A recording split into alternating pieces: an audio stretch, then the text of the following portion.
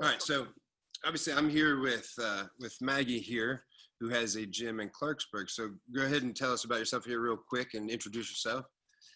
So my name is Maggie Wright. I'm the owner of Vertical Vixens Pole Fitness in Clarksburg, West Virginia.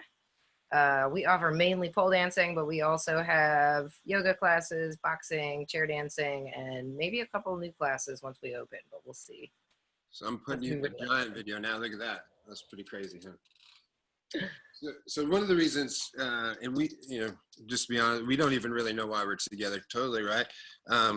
But what I want to do, because we both live in West Virginia, obviously, and about an hour apart, and how we met was I was looking around for a while, really everybody, like, and by me, I mean, not me. I was looking for my wife.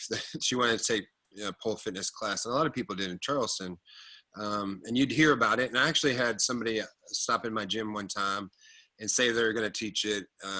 But I think they thought they were going to learn off videos. So, I mean, they had no experience, nothing. So I'm kind of glad the person that was going to teach? Yes, exactly. No experience. Yes. Well, exactly. So that's what I'm saying. I'm really glad it didn't work out because. Yeah, me too.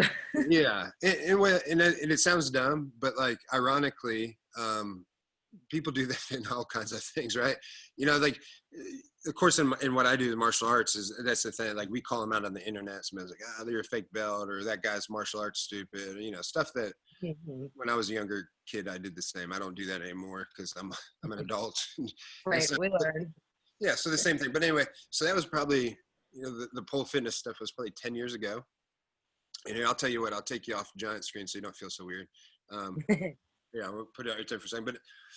But so for a decade or more, we just forgot about it. We just assumed something would open up, and it wasn't our goal to have anything, and it's still not our goal is to have anything like that. So then around the way, again, this is a random story, but a couple of my friends had 4 poles in their basement, right? And so they're like, man, I don't have anything to do with these things.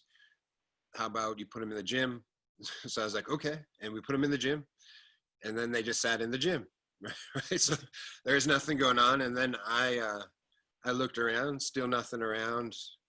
Hell, I don't even know if I actually really, really looked that hard.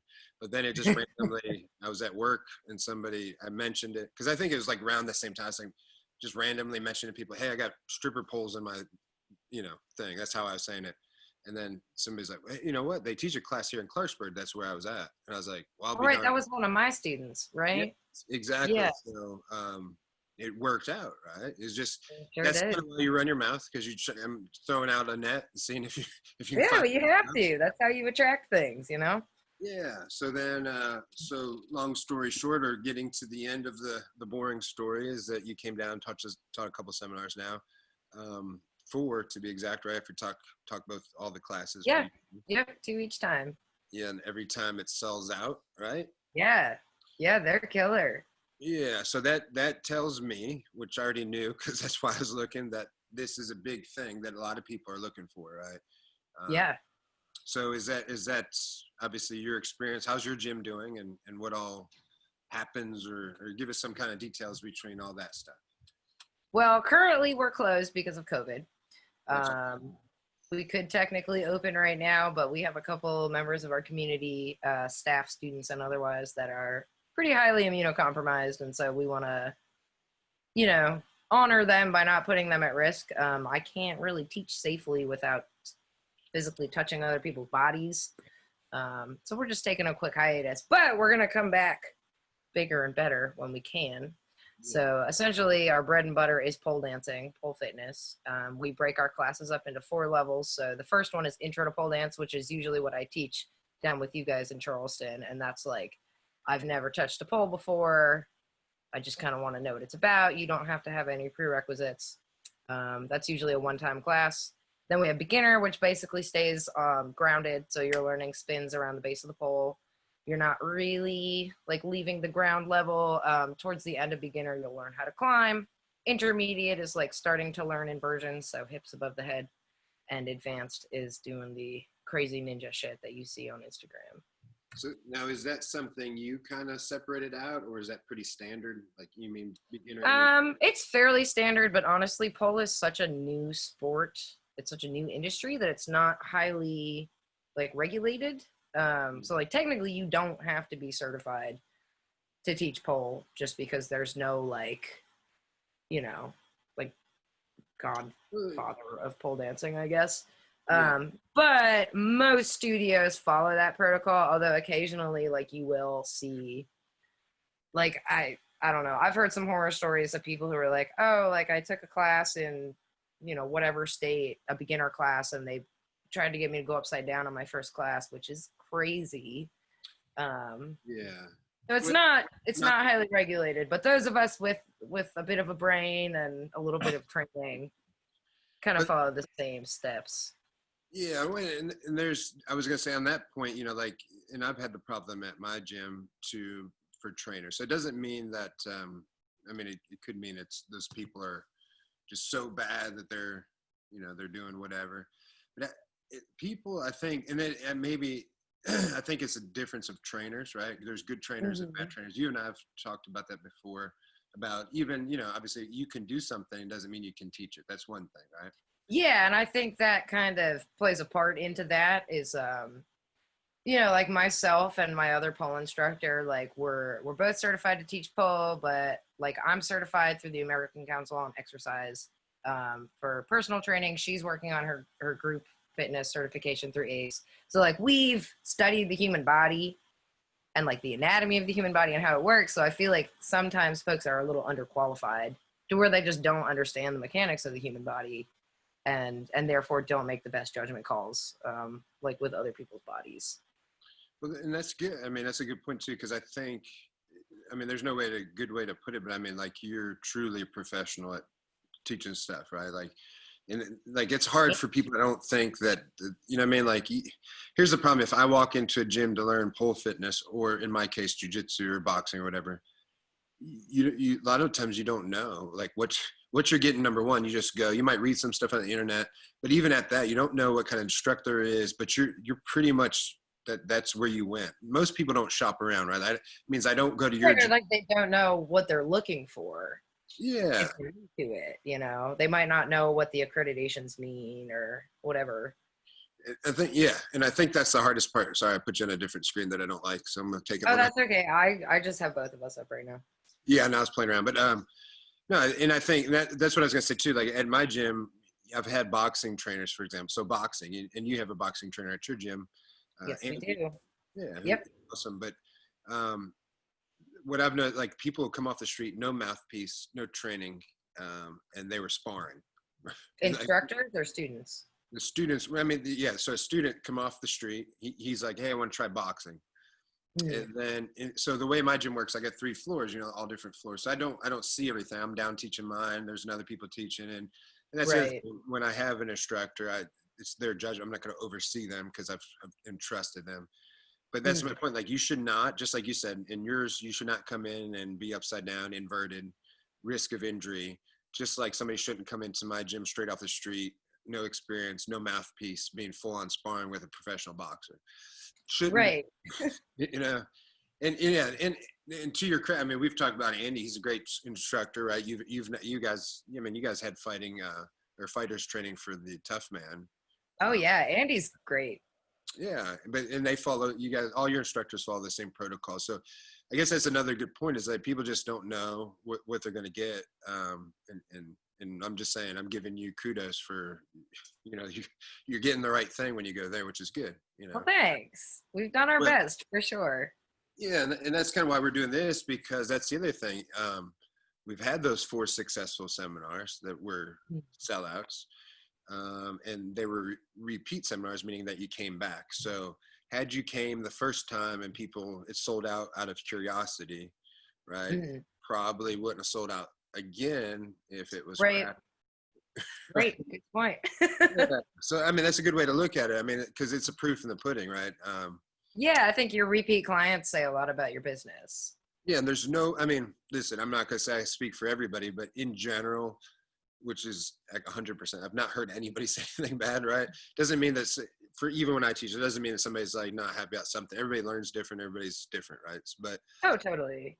from what I gather, and just so people know, like, even though there's nothing wrong with it, like, I don't watch any. I mean, you've seen. I don't think I'm upstairs at the beginning when people are checking in. I leave.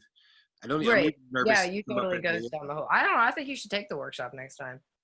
I don't. I'm too big for, meaning that I'm intimidating looking. I feel like I make people feel uncomfortable. Okay, well, that's fair. Like where my friend Matt took it, right? Yeah, he did great. And yeah, he did great. Everybody liked it. But I think he's just got a more fun-loving image. Like, I think. Well, he was also very like he participated a lot, you know? Like, he wasn't just like the dude in the room that was weird about it. Not that you would be. I don't know. You've never been my student. But he was like laughing and cracking jokes and asking questions. Well, you know, and the other plus thing about him is he's a comedian. So. Oh, that's right. You know, I've wondered since then if he's ever going to use that experience in his stand-up material. Well, that's a shame, actually. Now that you say it, I'm gonna write that down so I can ask him that question. Please do. Because I have not. You know, the sad thing is I still haven't seen his comedy live. I've seen him. He has a bunch of YouTube videos. His name's Matt Saldana. If anybody wants to look it up, and he won the amateur comedian of something. He's very good. Right. You know, but that's another good point. Since we're talking about that, is that guys can go, right? He went. Oh, absolutely. Yeah, I don't have many male students because I think there is a stigma. I mean, there's a lot of stigmas about pole dance, but particularly for men. But I have had a few, and they kick ass. Well, and ironically, you may know, but there's like video of like a Russian guy floating around that is like crazy stuff. Like he'll run up and never touch the pole, and he just uses his feet and he does stuff. You know, I'm like, yeah, the competitive male pole dancers are wild. Yeah, and they had one or more than one on America's Got Talent before. Mm-hmm. So it's out there. That's the other thing. We're creating, or we're getting to the point, I guess is a better term, that people know now that this is a sport, right? And it's kind of cool because I've been in the industry for, I can't remember if it's 5 or 6 years now, but when I first started, it definitely, people were like, what, you do what? Yeah. And now people seem to be grasping. I don't know if it's because I've been around for a while now and people are starting to get used to my presence a little bit. Because there's not a large pole dancing scene in West Virginia, you know. Well, you're the only one I know of. There may be more. There is one other studio, but they don't seem very active in the community at large as far as West Virginia goes. Like, I've not really interacted with them. Yeah, well, and that's fine. It means it doesn't mean anything bad. You know, that's the funny thing about jiu-jitsu too. When we first started, not that you guys are the same way, but none of us are really friends, because even if you're in different towns, it's like almost like it was a gang, right? And it's not like we're gonna fight, but it was like you looked at, like, if somebody asked about the other gang, you're like, oh, they're terrible, right? Well, it's funny because me and my like OG students, we call ourselves a girl gang, but we're a different kind of gang because we want everybody to be in our gang. Like, we're not exclusive. Everybody's gang. Which is interesting, yeah, because the difference in ours was it was cool to be a fight club because we fight. So. Well, because you literally fight. Yeah, I could see that. It's still not cool now. It's not cool now, but at the time, he thought, like, once you watched Brad Pitt in Fight Club, everybody wanted to be in a fight club, you know. Well, of course. Well, and I'm sure, you know, like, jiu-jitsu is a lot more widespread than pole dancing, probably currently. So there's more people, more clicks.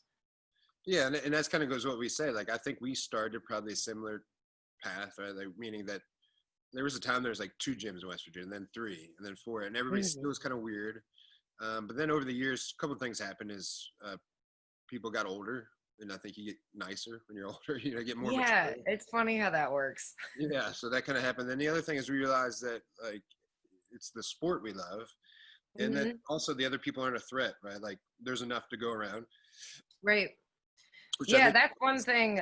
One of the first things that I really latched onto with pole is that it was maybe the first and only community that I'd been a part of that was so welcoming, and like not just my personal community, but the pole community at large. Like, that's just what we do. Like, I went to a competition last year. I didn't compete, but one of my clients did, And, you know, we were all nervous because we didn't know what to expect. Like, the word competition scares me. I'm not a competitive person. I never have been. But we get there, and like, I met some of her competitors, and they were super nice to me. They were wishing her luck. Like, That's awesome. The crowd cheered for everybody, and that's just how it is. Yeah, that's awesome, because I mean, and that's what, you know, another thing I do is CrossFit, you know, workout or did. But it's the same thing. You could be competing against somebody, and even if they beat you, you know, there's the one standing by you cheering you on to finish, you know, like. Yeah, exactly. Yeah. I feel like in sports, that can be really hard to find. It is. So it's good that you guys have a community like that, which also, like I said, to your gym, I think things filter from the way on the top down. I always tell our gym that, like, if I was a complete douchebag, and I may be, because I'm speaking for myself, so I think I'm cool. Yeah, you seem fine to me. But then all my people at my gym would be douchebags too, because it kind of filters down, right? Like, it just, if you're not there, right? I mean, yeah. And I think I agree with you, but I don't know. A lot of people give me credit, and I set a precedent, I set a tone, but they carry it. Yeah. You know, like, I've been teaching for whatever, 5 or 6 years, and I've had like zero cattiness, fighting, jealousy, bullshit. Like, I don't have to enforce anything. So that's what I was going to ask. So you don't really have to, I mean, that's good then. I mean, you don't, because the other way is sometimes people have that because they keep a close eye on it. That's the bad thing about me, is like, I am a leader because obviously I own stuff. So I have to be a leader to a degree. Right. You let things go longer than other good leaders do. And my theory a lot of times is because we're all adults and you need to work through that. You know, I try to not step in on weird things, but in turn, that style of leadership sometimes leads to problems because things are too, you know, and I'm talking about in our sport, you know, like fighting and a bunch of testosterone and weird guys. And, you know, sometimes that's fractured and two guys hate each other, and I let it go too long, then they hate each other. So you mean like you just kind of like let your clients work it out? I try. I think a better, and as I get older, I've done better, but I think a better style of leadership would be to address it and still let them work it out, but address it, like not let it fester. Right, not ignore it and pretend it doesn't exist. Yeah, and that was my old way. Which is right. Not the best way. I wish I had advice for you, but my girls are angels. Sorry. Yeah, well, no, that's funny though. You would think stigma-wise or stereotypically wise, you think it'd be the other way, right? I mean. Well, yeah, and everybody says that. Basically, anytime that you get a group of women together, people are going to assume that we're all talking shit on each other and judging each other and stealing and whatever. But I don't know if it's because, like, you really do have to have a level of vulnerability in pole dancing, even if it's just wearing shorts. Mm-hmm. You know, sometimes that's an enormous deal to people in itself. So I don't know if we recognize that in each other and sort of have an underlying respect, or I don't know what it is. Or maybe Clarksburg's just full of rad girls, but. No, I think it's the same in the groups you've had in Charleston. You've got people of very various shapes and sizes, just like anything else. It's a true thing of West Virginia, right? Nobody's like, well, that girl shouldn't wear that, or that girl, you know, nobody says nothing. Right? Everybody's, and everybody, and that's what I said, like, I'm not up there watching, but I guess what I was going to say earlier is that, like, my office is directly underneath you guys, and all I can hear is people laughing and screaming. Like, and the screaming's not of pain, it's screaming like hooting and hollering, kind of like, you got it, like, encouraging and stuff. And it's also another reason it makes me frightened to go upstairs, because I'm like, well, I won't fit into that. Like, you know, it's kind of weird. That's what everybody asks at the gym. Of course, the guys, when they're just goofing around, they're like, oh, you go up there? I'm like, well, hell no. I went up one time, I think you're doing something, and I hid behind the desk or something. Which is a true story. Like, Lisa told me to come up and take a picture, like a group picture at the end. And then I think you were showing your routine, and then she texted and said, don't come, but I didn't see that. So I came up like, whoops.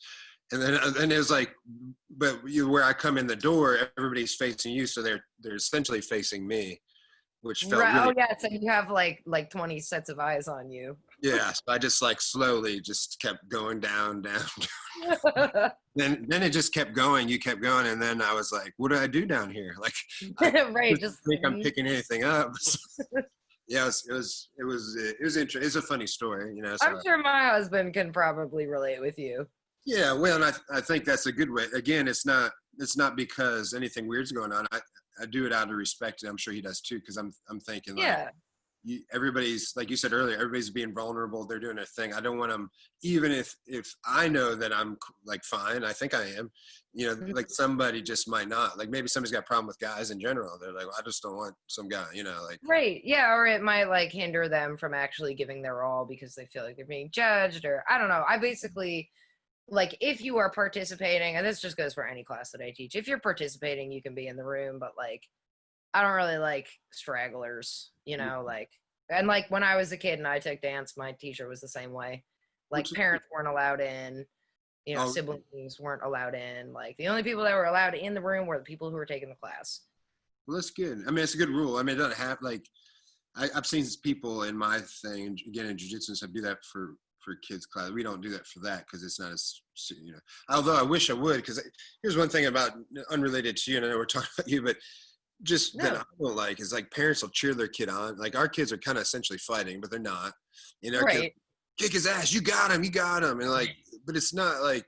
Yeah, you're creating kind of a weird atmosphere here, y'all. It's respectful, and then so I'd almost, and that's another situation, right? Like I'm saying, I try not to address it because I don't want to make the parents or call them out in front of their kids or other parents, where it's perfectly fine to do. A lot of people will. I try to not, and try to do it in private, but I also don't teach that class, right? So I'm just coming in. And my point is, I think it would be way easier if we just kept them outside, but we don't. Yeah, well, that's one of the reasons I don't want to teach kids, because A, I don't really know how to communicate with children, but B, children have parents. Well, it's a whole other ball game that I am not trained to deal with. Yeah, that's the same exact scenario here. Plus, I just realized that's, like, I don't like telling other people's kids what to do. You know what I mean? In life. Oh, I could totally see that. Yeah. It's just not my thing. It's weird to enforce rules to children that aren't yours. Yeah, I respect it. I just early on, I can do it now, and I probably do okay at it. I just feel if you don't have a passion for that, that's not my passion, to teach children, so I avoid it, kind of deal. And we have some great teachers that do. But anyway, let me get back to this. When you guys do open back up, are you guys gonna be wearing masks? What are you gonna do with that stuff? Well, I'm not really sure yet, and that's one of the reasons that we're not opening back up immediately, because I just don't know how fitness class in a mask is going to go. Are you guys wearing masks? I can't answer you that question on the internet. I don't know. Yeah, no. Here's how this goes. If you read the governor's guidelines, and here it's going to count for you too. They don't really account for jiu-jitsu, right? They'll say probably not account for pole dancing either. Yeah, it's like we're off the radar, right? Right. They will mention martial arts, but we're not what they're thinking. Like, so they'll mention karate.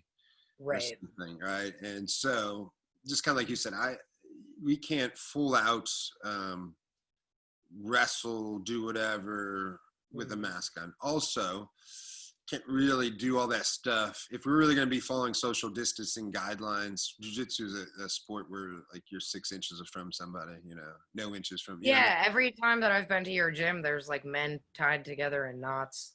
Yeah, it doesn't really seem very distant. Yeah.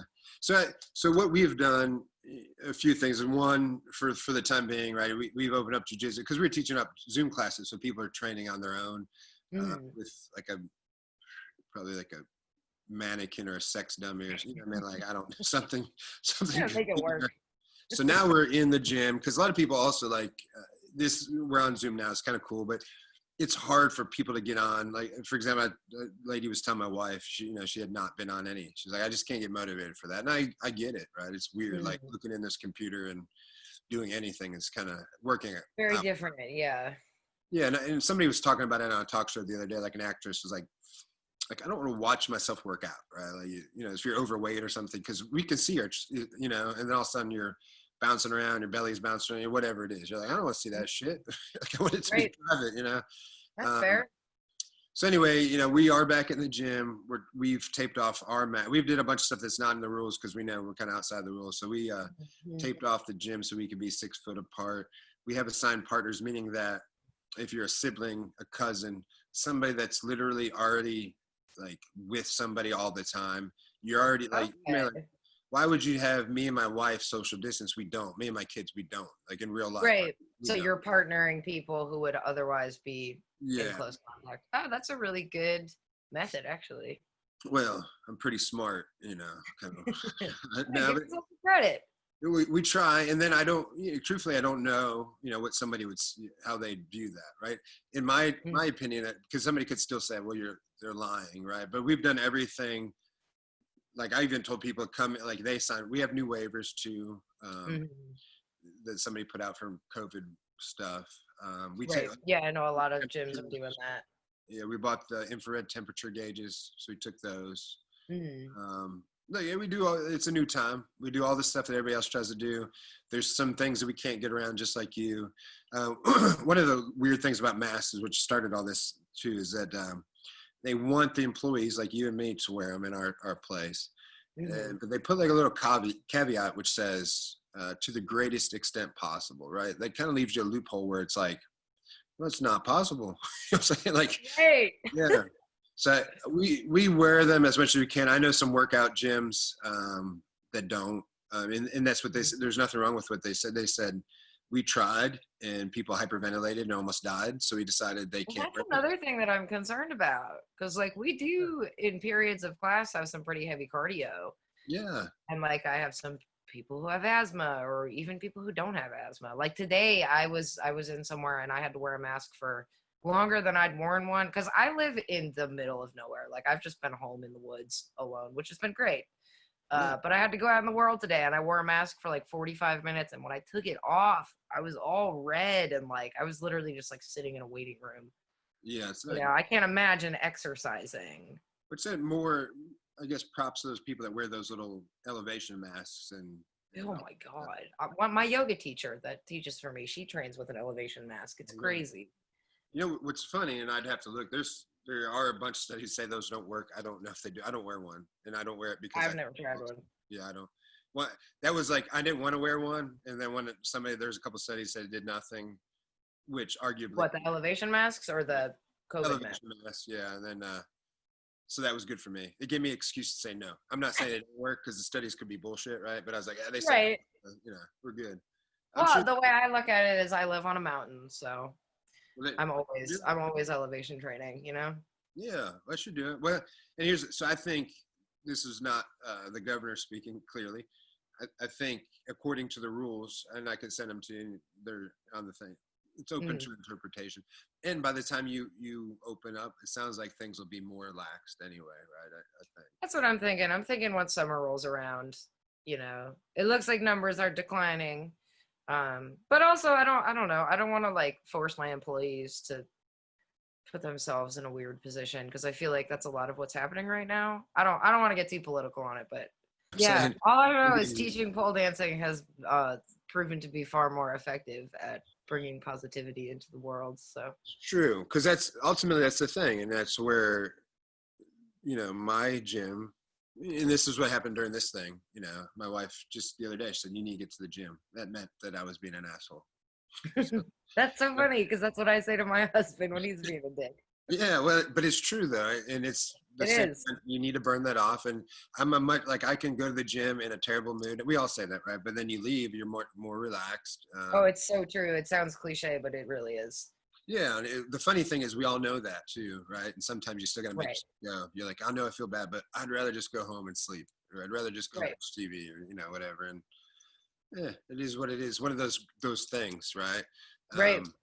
But you know, we're learning, and truthfully, that's why you and I think have gyms or classes, right, in a roundabout way, is because we want people to feel what we feel, and learn. Absolutely. Yeah.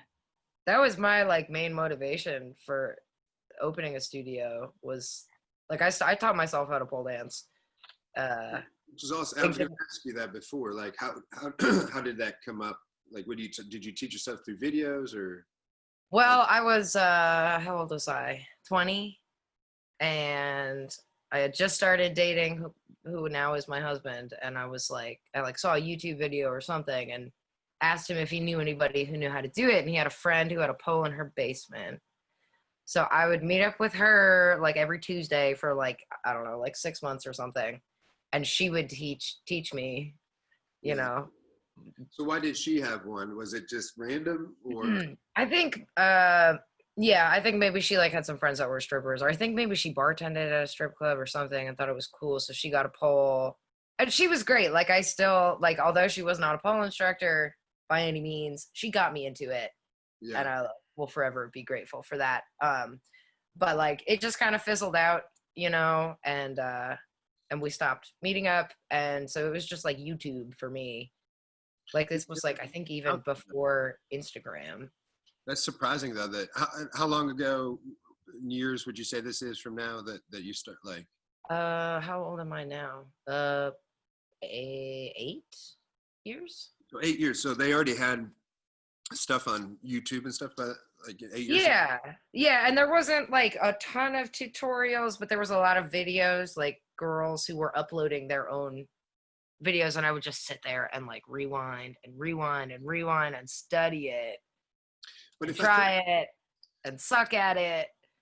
But I basically just spent a lot of time at home alone, fucking up and trying again.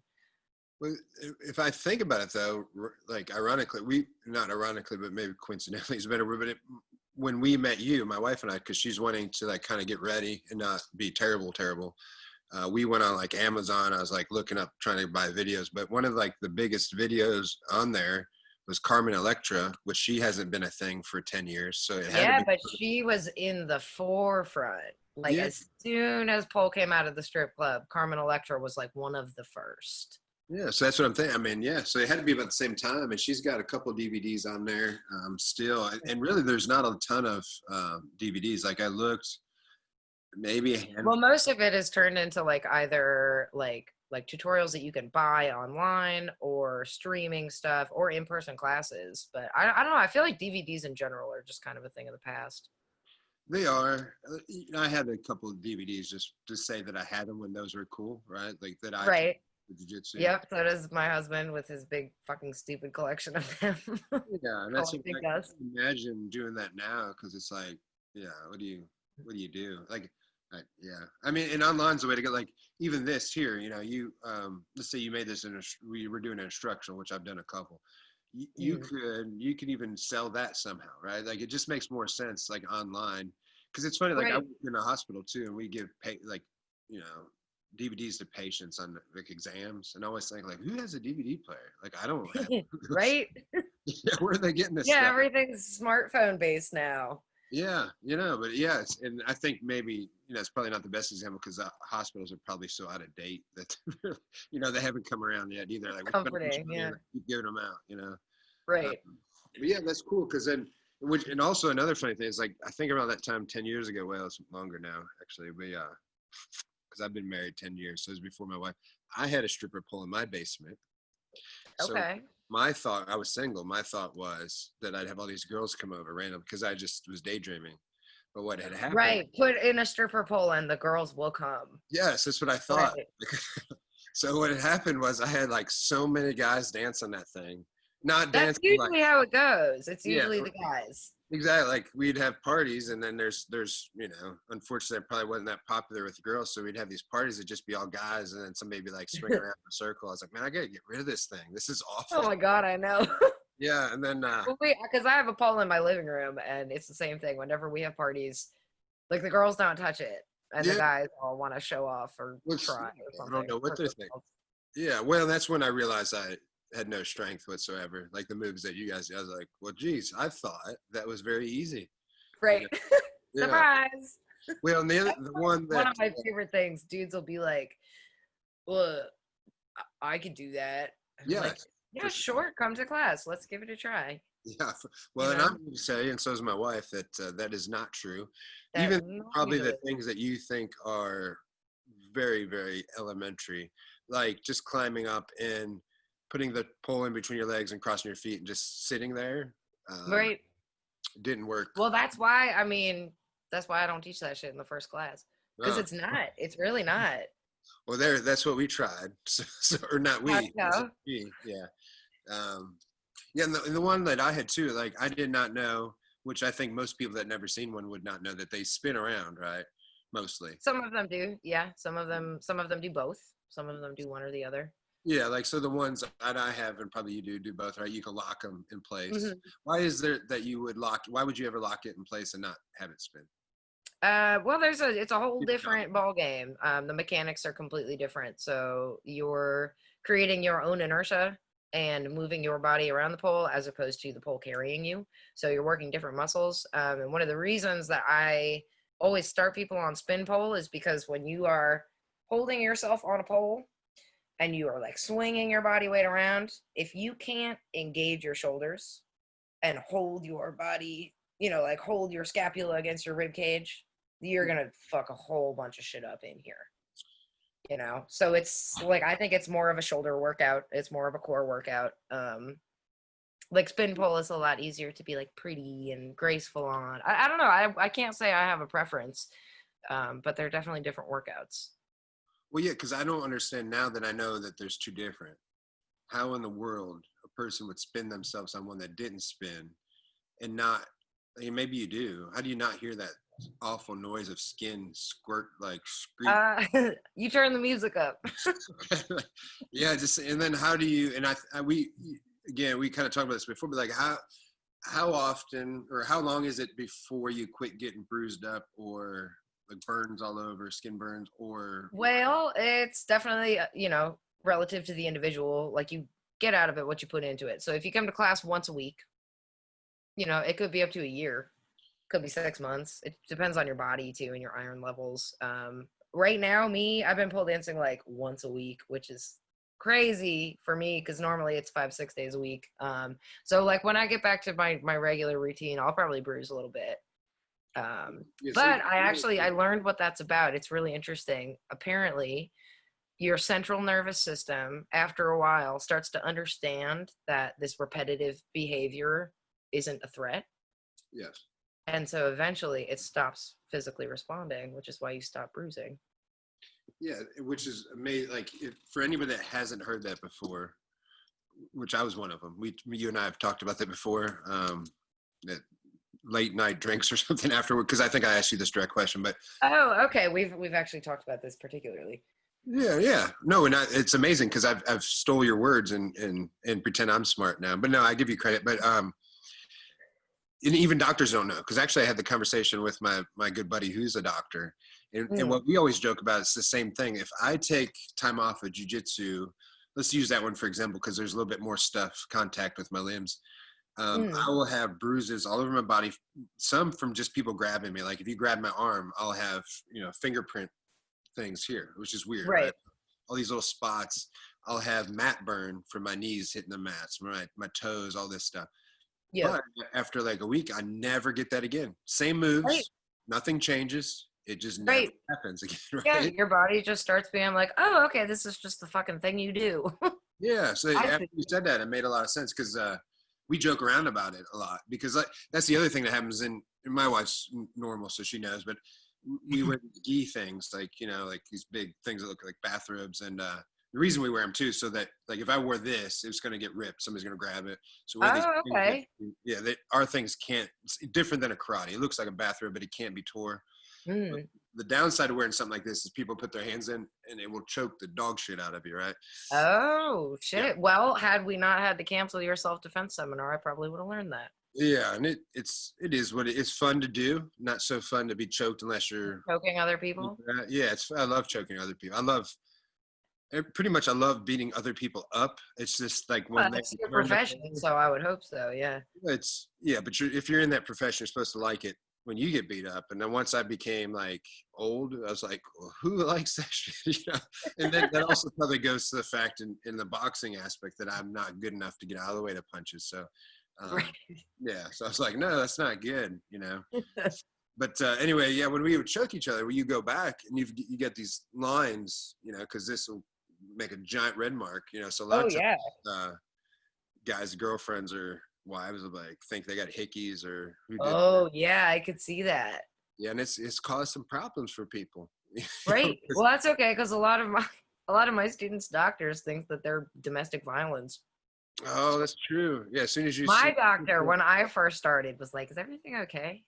I was like, Yeah, what do you good mean? point. 'Cause, especially like if somebody sees me, they're just like fucking jackass, probably fighting bars, right? If they see you, Right. they're like, oh, what's going on here? Right. What happened to you? Yeah, that's a good. I happened to me. Yeah, and nobody will listen to that either. They're like, sure you did, right? Right. Right. Exactly. Which is kind of ironic when you figure that like what we're trying to do is empower women. Yeah, well, yeah, it's one of those stigmas or stereotypes, right? That's never going to really stop. It is. Right. Not necessarily bad, right? Like it is, because they're all, that's the bad thing. There are people that can't protect themselves, and that maybe Right. actually they could, because in both our sports, right? Like when I teach, I'm not like I teach some people moves, and just like you said, it's self-defense. They can kick some butt, but in general, that's not what happens. They just change. They're different. You don't pick on them no more because they're more confident, right? Mm-hmm. And the same with your. Yeah. Yeah. I think the way that you carry yourself definitely affects the way that people react to you. Yeah, and I don't think a lot of people understand that. But and that's what I said when I teach kids too. Like a lot of people said, my kid's getting bullied at school. Can you help him? And I'll first preface that I'm not going to teach them to beat somebody up, even though I kind of am, because that's Right. dangerous. But they usually just don't get they stand up for themselves, and all of a sudden they don't like people don't pick people that are going to fight them typically, right? Right. Yeah, they want an easy target. So when that changes, everything changes. Yeah. Well, also, I think people feed off of people's insecurities too. Like, one of the biggest questions that I get as a pole studio owner is like, "Oh, how much shit do people talk on you?" Or like, "How much slack do you catch from the community?" And honestly, not much. Yeah, And I I don't. think because I'm like absolutely not ashamed of what I do. Like, I'm totally proud of what we do. So I don't leave room for people to make jabs at me because No, they're like, "Oh, well, what's the point?" She obviously is comfortable with her profession. but that's I think that's important too. But I think it's how that's another example of how you carry yourself, because it's not even like you're. And again, I don't really know what you do, but I'm guessing what you say, because I think I know. I think this is just me guessing. You can correct me if I'm wrong. That it's not that you don't let people take a jab, meaning that as soon as they stop, you're like, you effing bitch, I'm blah blah blah, right? It's more like you say, no, that's not how things are, and then you explain, and you're not offended by it, so it doesn't become a problem. You know what I mean? Like if Yeah, but also people just don't. I mean, I'm sure there's plenty of people that have things to say behind my back, but well, they they always don't. all of us. Right. But nobody's really come to me and been like, "So what is up with this stripper thing?" You Yeah. know? And I think it's because like maybe they're afraid to because they know I'm not about to take shit, or because I am really proud of what I do, or maybe they can sense that. I don't know. Could be a Or little bit. maybe I just surround myself with good people. I'm not sure. Well, it's probably all those things. There's Yeah. nothing wrong with that, because I feel like I'm the same. Like, and I've had this talk with my wife. Like, look, people are going to talk about you, but it doesn't bother me. Like, let's say that even on talking here, I've cussed a few times. Like I cuss. You Oh probably do. God, I do a lot. Yeah. Yeah, I'm from, and it's not an excuse, but I'm from the city. That's what, like, I'm from Cleveland. If people Mhm. notice, like people from like Cleveland, New York, like fuck's a pretty normal word, right? I don't even think Yeah, I about. grew up in New England. Everybody's angry all the time. Yeah, well, and that's the other thing. There's so many people. The traffic, you're just on edge. Everybody's just. It's a different way of life. Like it is what it is. I'm not gonna sugarcoat that. I talk a certain way. My Right. wife was like, "What is like? Are you afraid that these people are gonna be mad?" And if that's what I tell them. I said, well, "Look, they'll just come to me and I will address it easily, and I'm not offended." But like if somebody said like you're gonna go to hell for cussing. I said, "Well, I'm sorry that you think that. I don't mean any offense to it."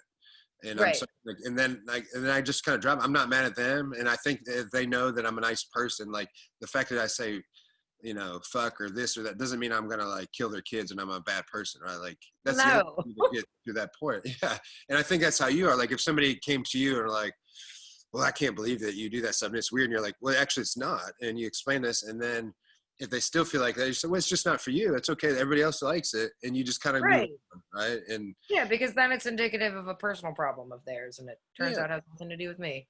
Yeah, and it's how you treat people. Like, I'm not saying I don't ever get offended or mad at people. Of course I do. But in general, I think more people get to know me and you, even if they have some kind of preconceived notion, right, of anything, that they're like, well, I think they're a pretty good person. And if they don't think that, I'm cool with that too. That's the other thing why it doesn't bother Sure. me, which is Yeah, good. I'm not out for everybody to like me. No, well, you can't be. Unfortunately, it's almost like we said, politics. That's the problem, is people don't really get that part of it. We know not everybody's going to like you, but somehow everybody thinks they're going to be on their side. So like, Right. they need to go say, hey, not everybody's going to feel the way that I feel. And Right. Rude awakening. yeah, it's sad this now. Because I do. It actually hurts my heart, not to get back to it, but I do sometimes when I see people call people libtards or Trump-tards, or I'm like, these are actually real people we hang out with, man. Like, why are you calling them a bad name? You know, you don't even know. You know, but that's, you know, it is what it is. Yeah, it's also pretty juvenile too. Like that's not productive in any way, shape, or form. No, and not everybody's that way. Just because you have a political view. Look, here's the way things are in real life. People have different motivations, right? And different things. Like, if I'm a coal miner, I should probably be Republican because that's what they vote, right? Or I should be on a certain team because of it affects my life. If I'm into jiu-jitsu and something that affects my life. If you're into pole dancing, that affects your life. Like, that's how you should view things, and everybody's a little different, right? Like, right. You know, it is what it is. Yeah, my philosophy for life is essentially, if you want to do something and it is not hurting somebody, then do it. And if it is hurting somebody, maybe don't. Yeah, that's a good point. And then sometimes, as long as it's not that bad, it's still not my business. Right. I still try to stay out. But so I'd say, let's do this. If you don't care, let's say, what would it be a good video for you to show somebody to kind of show them what you do, since we're talking about stuff? We've got, I think let's save the seminar for my place not right now. Because let's say that, because that'll be a future question, or we could do it now. We could say, like, if let's do it. Actually, since I just butchered that whole thing up, let's do this. If you're a participant in Charleston or Clarksburg, and you're going to go to a seminar, you're going to go learn from you, what would that look like? Does that make sense? Okay.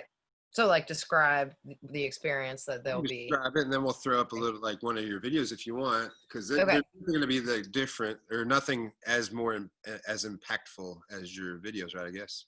And then I can ask you some questions, disclaimer: the only video I have is not of me teaching the class; it's of me and a student demonstrating afterwards. Which is a good point. So explain to me, since again I haven't seen so you teach, and then at the end you go, well, if you're good, this is what it would actually look like. So is that what you do?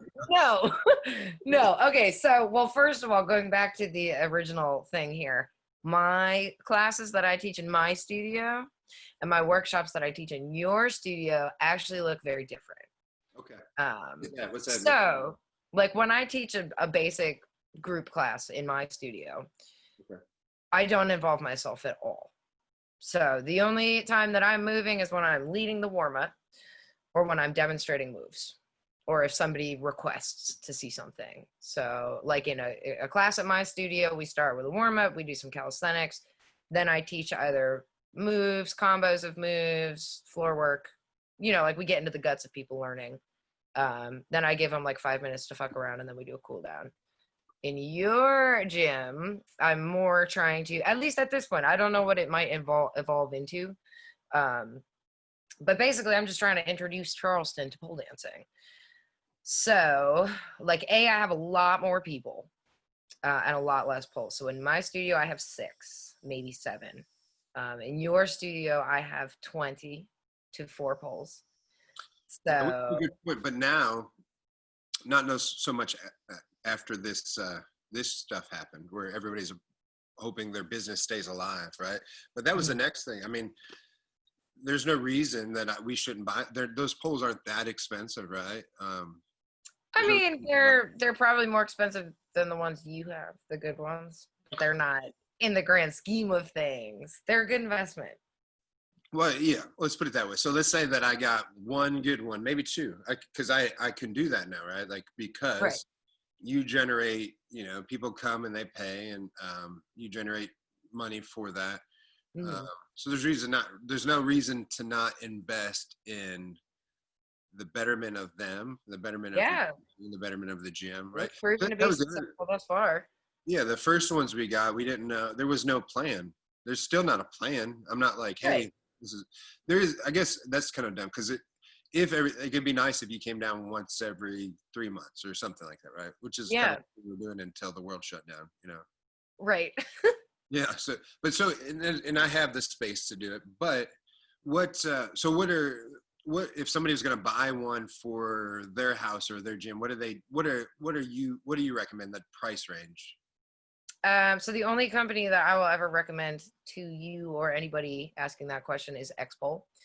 So X-Pole is the leading brand of fitness pole.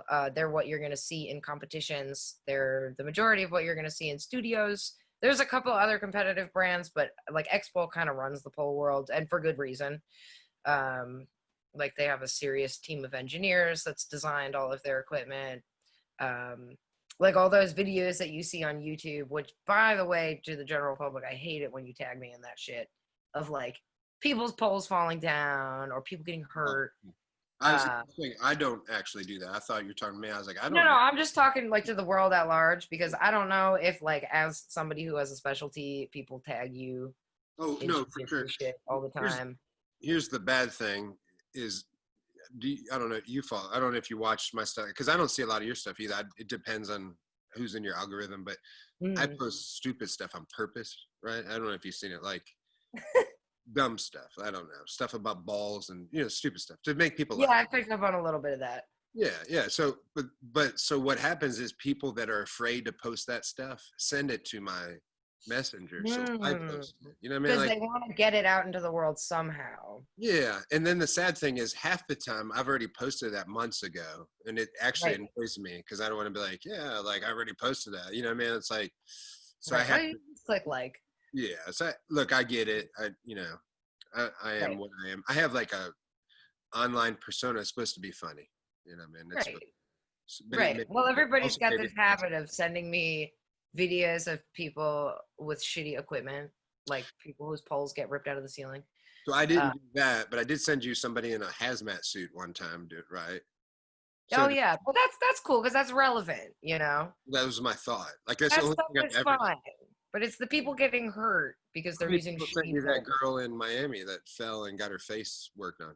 Whoa, I know. And you know what? Like probably a dozen, if not more, people sent me that video, and some of them sent like laughing emojis. Yeah, that girl seemed really sad when they interviewed her later, right? She seemed really upset, like it messed. Yeah, she broke her fucking jaw. Yeah, like she got hurt, and like when you're a stripper, you don't have workers' comp, you don't have sick days, you don't have health insurance. She ended up getting a lot of GoFundMe money, right?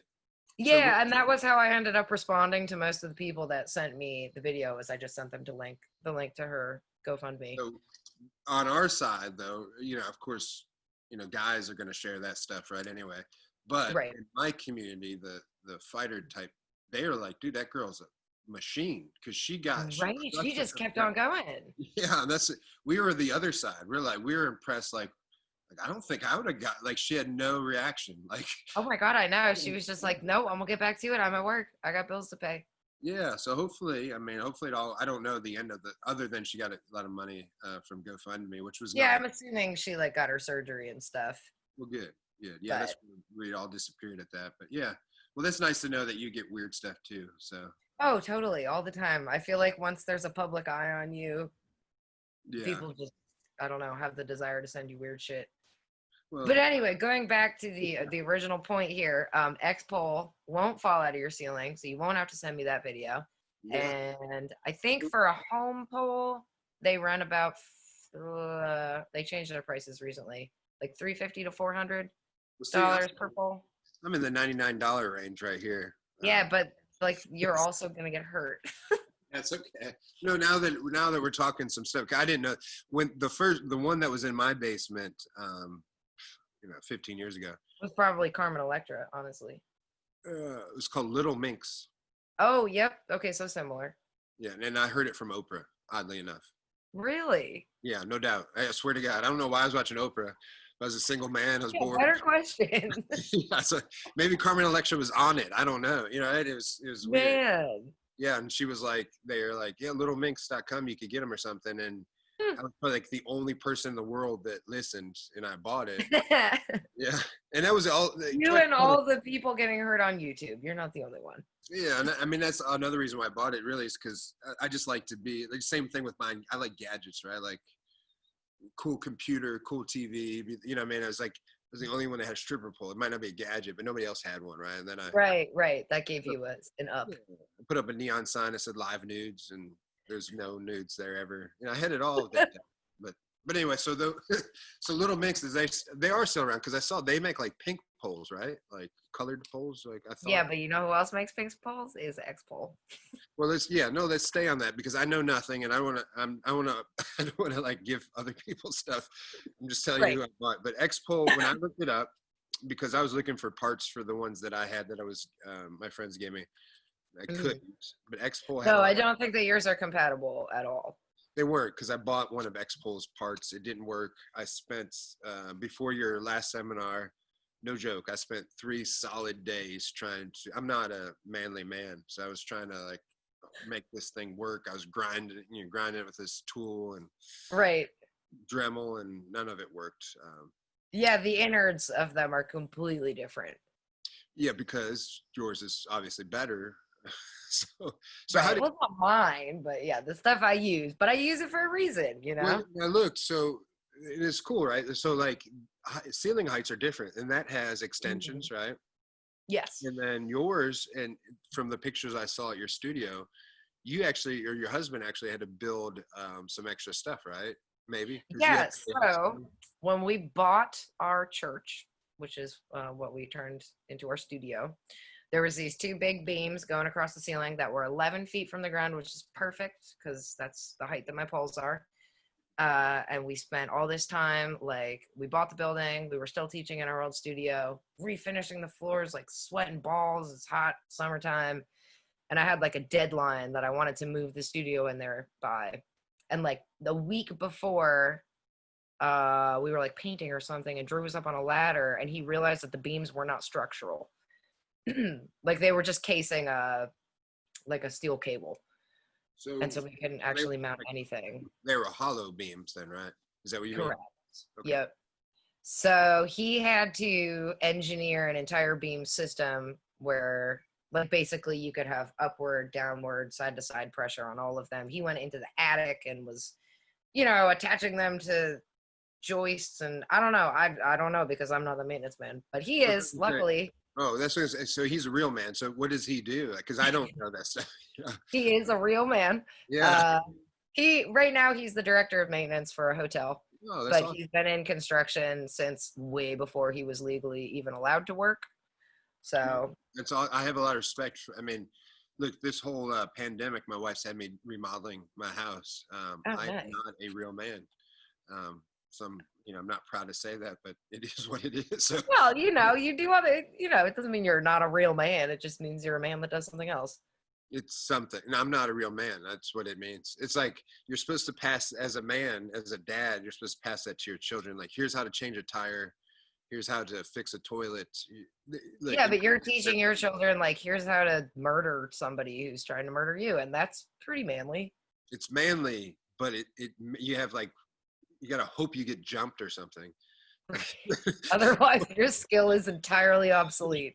Yeah, that's the bottom line. Let's be honest. You got like, otherwise. So you got to take your kids on vacation, like, to the Bronx. Yeah, and then you don't know. Like, that's the other thing. How embarrassing would it be if you think you're the man, and then you got jumped, and you're like, this guy didn't even train, and he kicked my ass. Like, it's terrible. Then it would even be like, I wasted my whole life. Well, that's actually something I've thought about a lot with like specific martial arts, because a lot of people are like, oh, you're tiny, you should learn boxing or jiu-jitsu or, X, Y, or Z. Like, how applicable is jiu-jitsu to like a regular old street fight where people are not following the rules? Yeah. So I don't really know much about jiu-jitsu, by the way. Supposedly, this is just not, it's the best. So let me tell you why, real quick. Okay. Break it down real quick. So you watch the UFC, right? Kind of. You've seen it, right? Sure. Ultimate Fighting. Yeah. Totally. Well, okay. So I mean, that's the Super Bowl of fighting, right?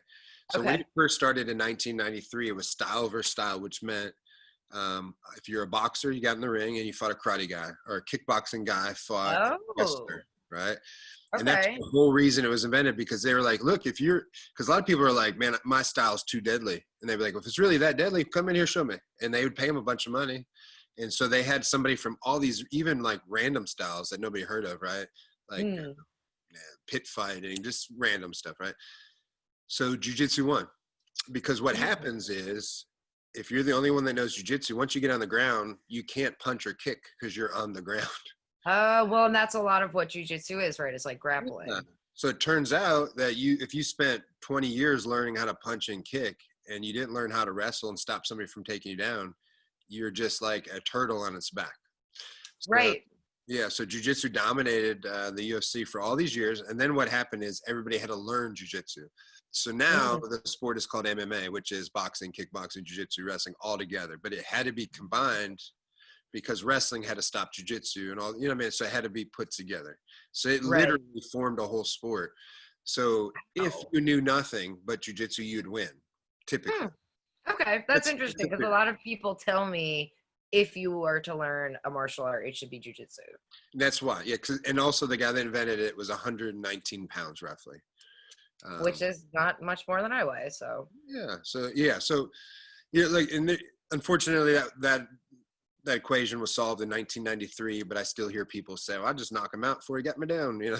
And look, that would be nice in the perfect world. Yeah, I hear it today, and look, that riddle was solved in 1993, but it doesn't mean that wouldn't happen, right? Right. Yeah, but nowadays everybody does everything. I do everything.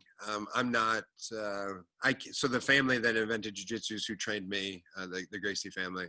Really? Yeah, but at the same time, it's weird. Like I have, I still care about them, and I try to carry the sport, but things are different. That's MMA. So I do jiu-jitsu, boxing, kickboxing, wrestling, blah blah blah. So I also think it's good to be well-rounded. So that also kind of stops the argument. Like if you just knew jiu-jitsu and you couldn't take the person down, or here's another one. Like, so I tell people, what if you're in a bar, somebody starts to fight with you? Are you going to go to the ground? Probably not, because everybody that doesn't know you is going to kick you in the face because they just want to, because they're drunk. Right. I've seen it.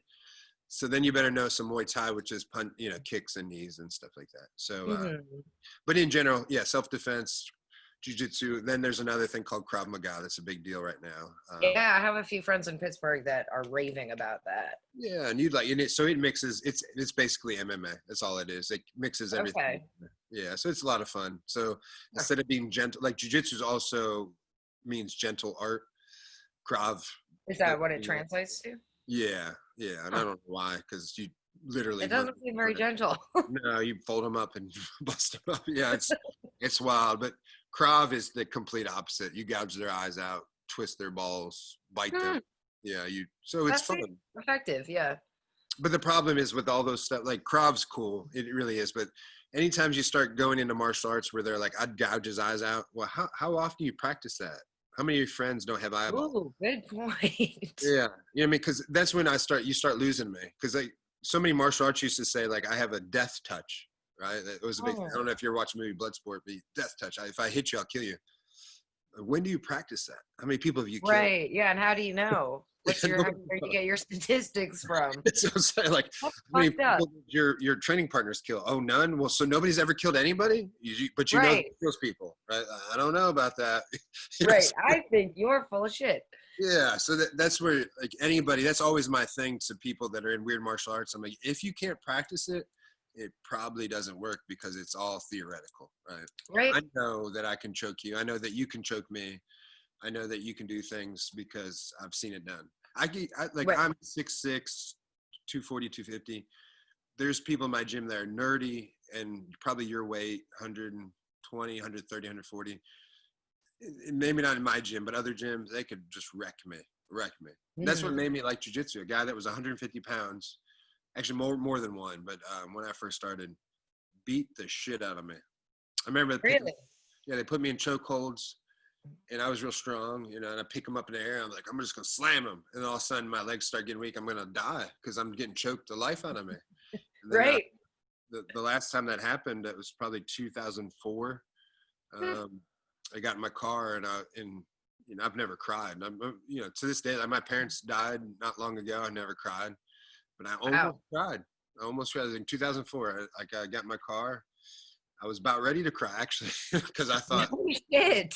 250 pounders just beat the shit out of me. I was like, my life sucks. Like, I was like, this is terrible. Props to that dude, man. And he came in and he saw something was wrong. He said, man, what's wrong? And I said, I think I want to quit everything. He's like, why? I was like, because you just murdered me. Like, I was like, don't worry, everybody says that. You'll get better. Right. Like, he was cool, and I stuck with it, and I got better. But then that's when I was a believer. I was like, man, if I'm pretty skilled and this guy just wrecked me, like I wasn't even saying, it was laughing at me. I was like, I better learn that, right? And I didn't shy away. Totally. Well, that's the thing, right? Is you can either use it to quit, or you can use it as motivation to get better, right? Yeah. Which I think is the lesson in just about everything in life. So how hard is it? So going with that story, so we stay on topic, how hard is it if somebody comes in your gym and they're like, I can't climb this pole. I can't stay,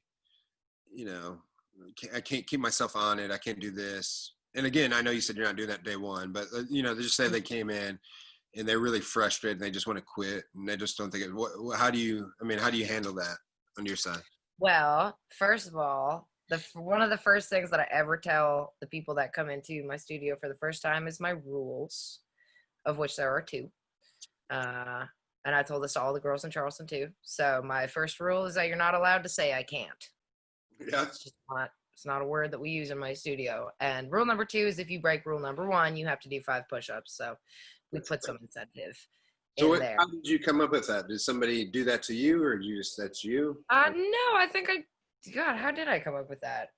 I don't know if I have an answer to that. That's typical. I mean, I don't even do that, and I should be an asshole. So but that's like that kind of like embodies the whole philosophy of my studio and what I teach. Is that like fuck you can't. Of course you can. You might not be able to do it today, but going back to your original question, so like say somebody is having a really hard time climbing and they're feeling discouraged about it. I've built a curriculum where you have to learn X before Y before Z. So say the rest of the class is learning how to climb and one student is having a really hard time with it. We'll go back one step, So not only will we be doing something that they are able to do on that day, they'll also feel good because they're accomplishing something.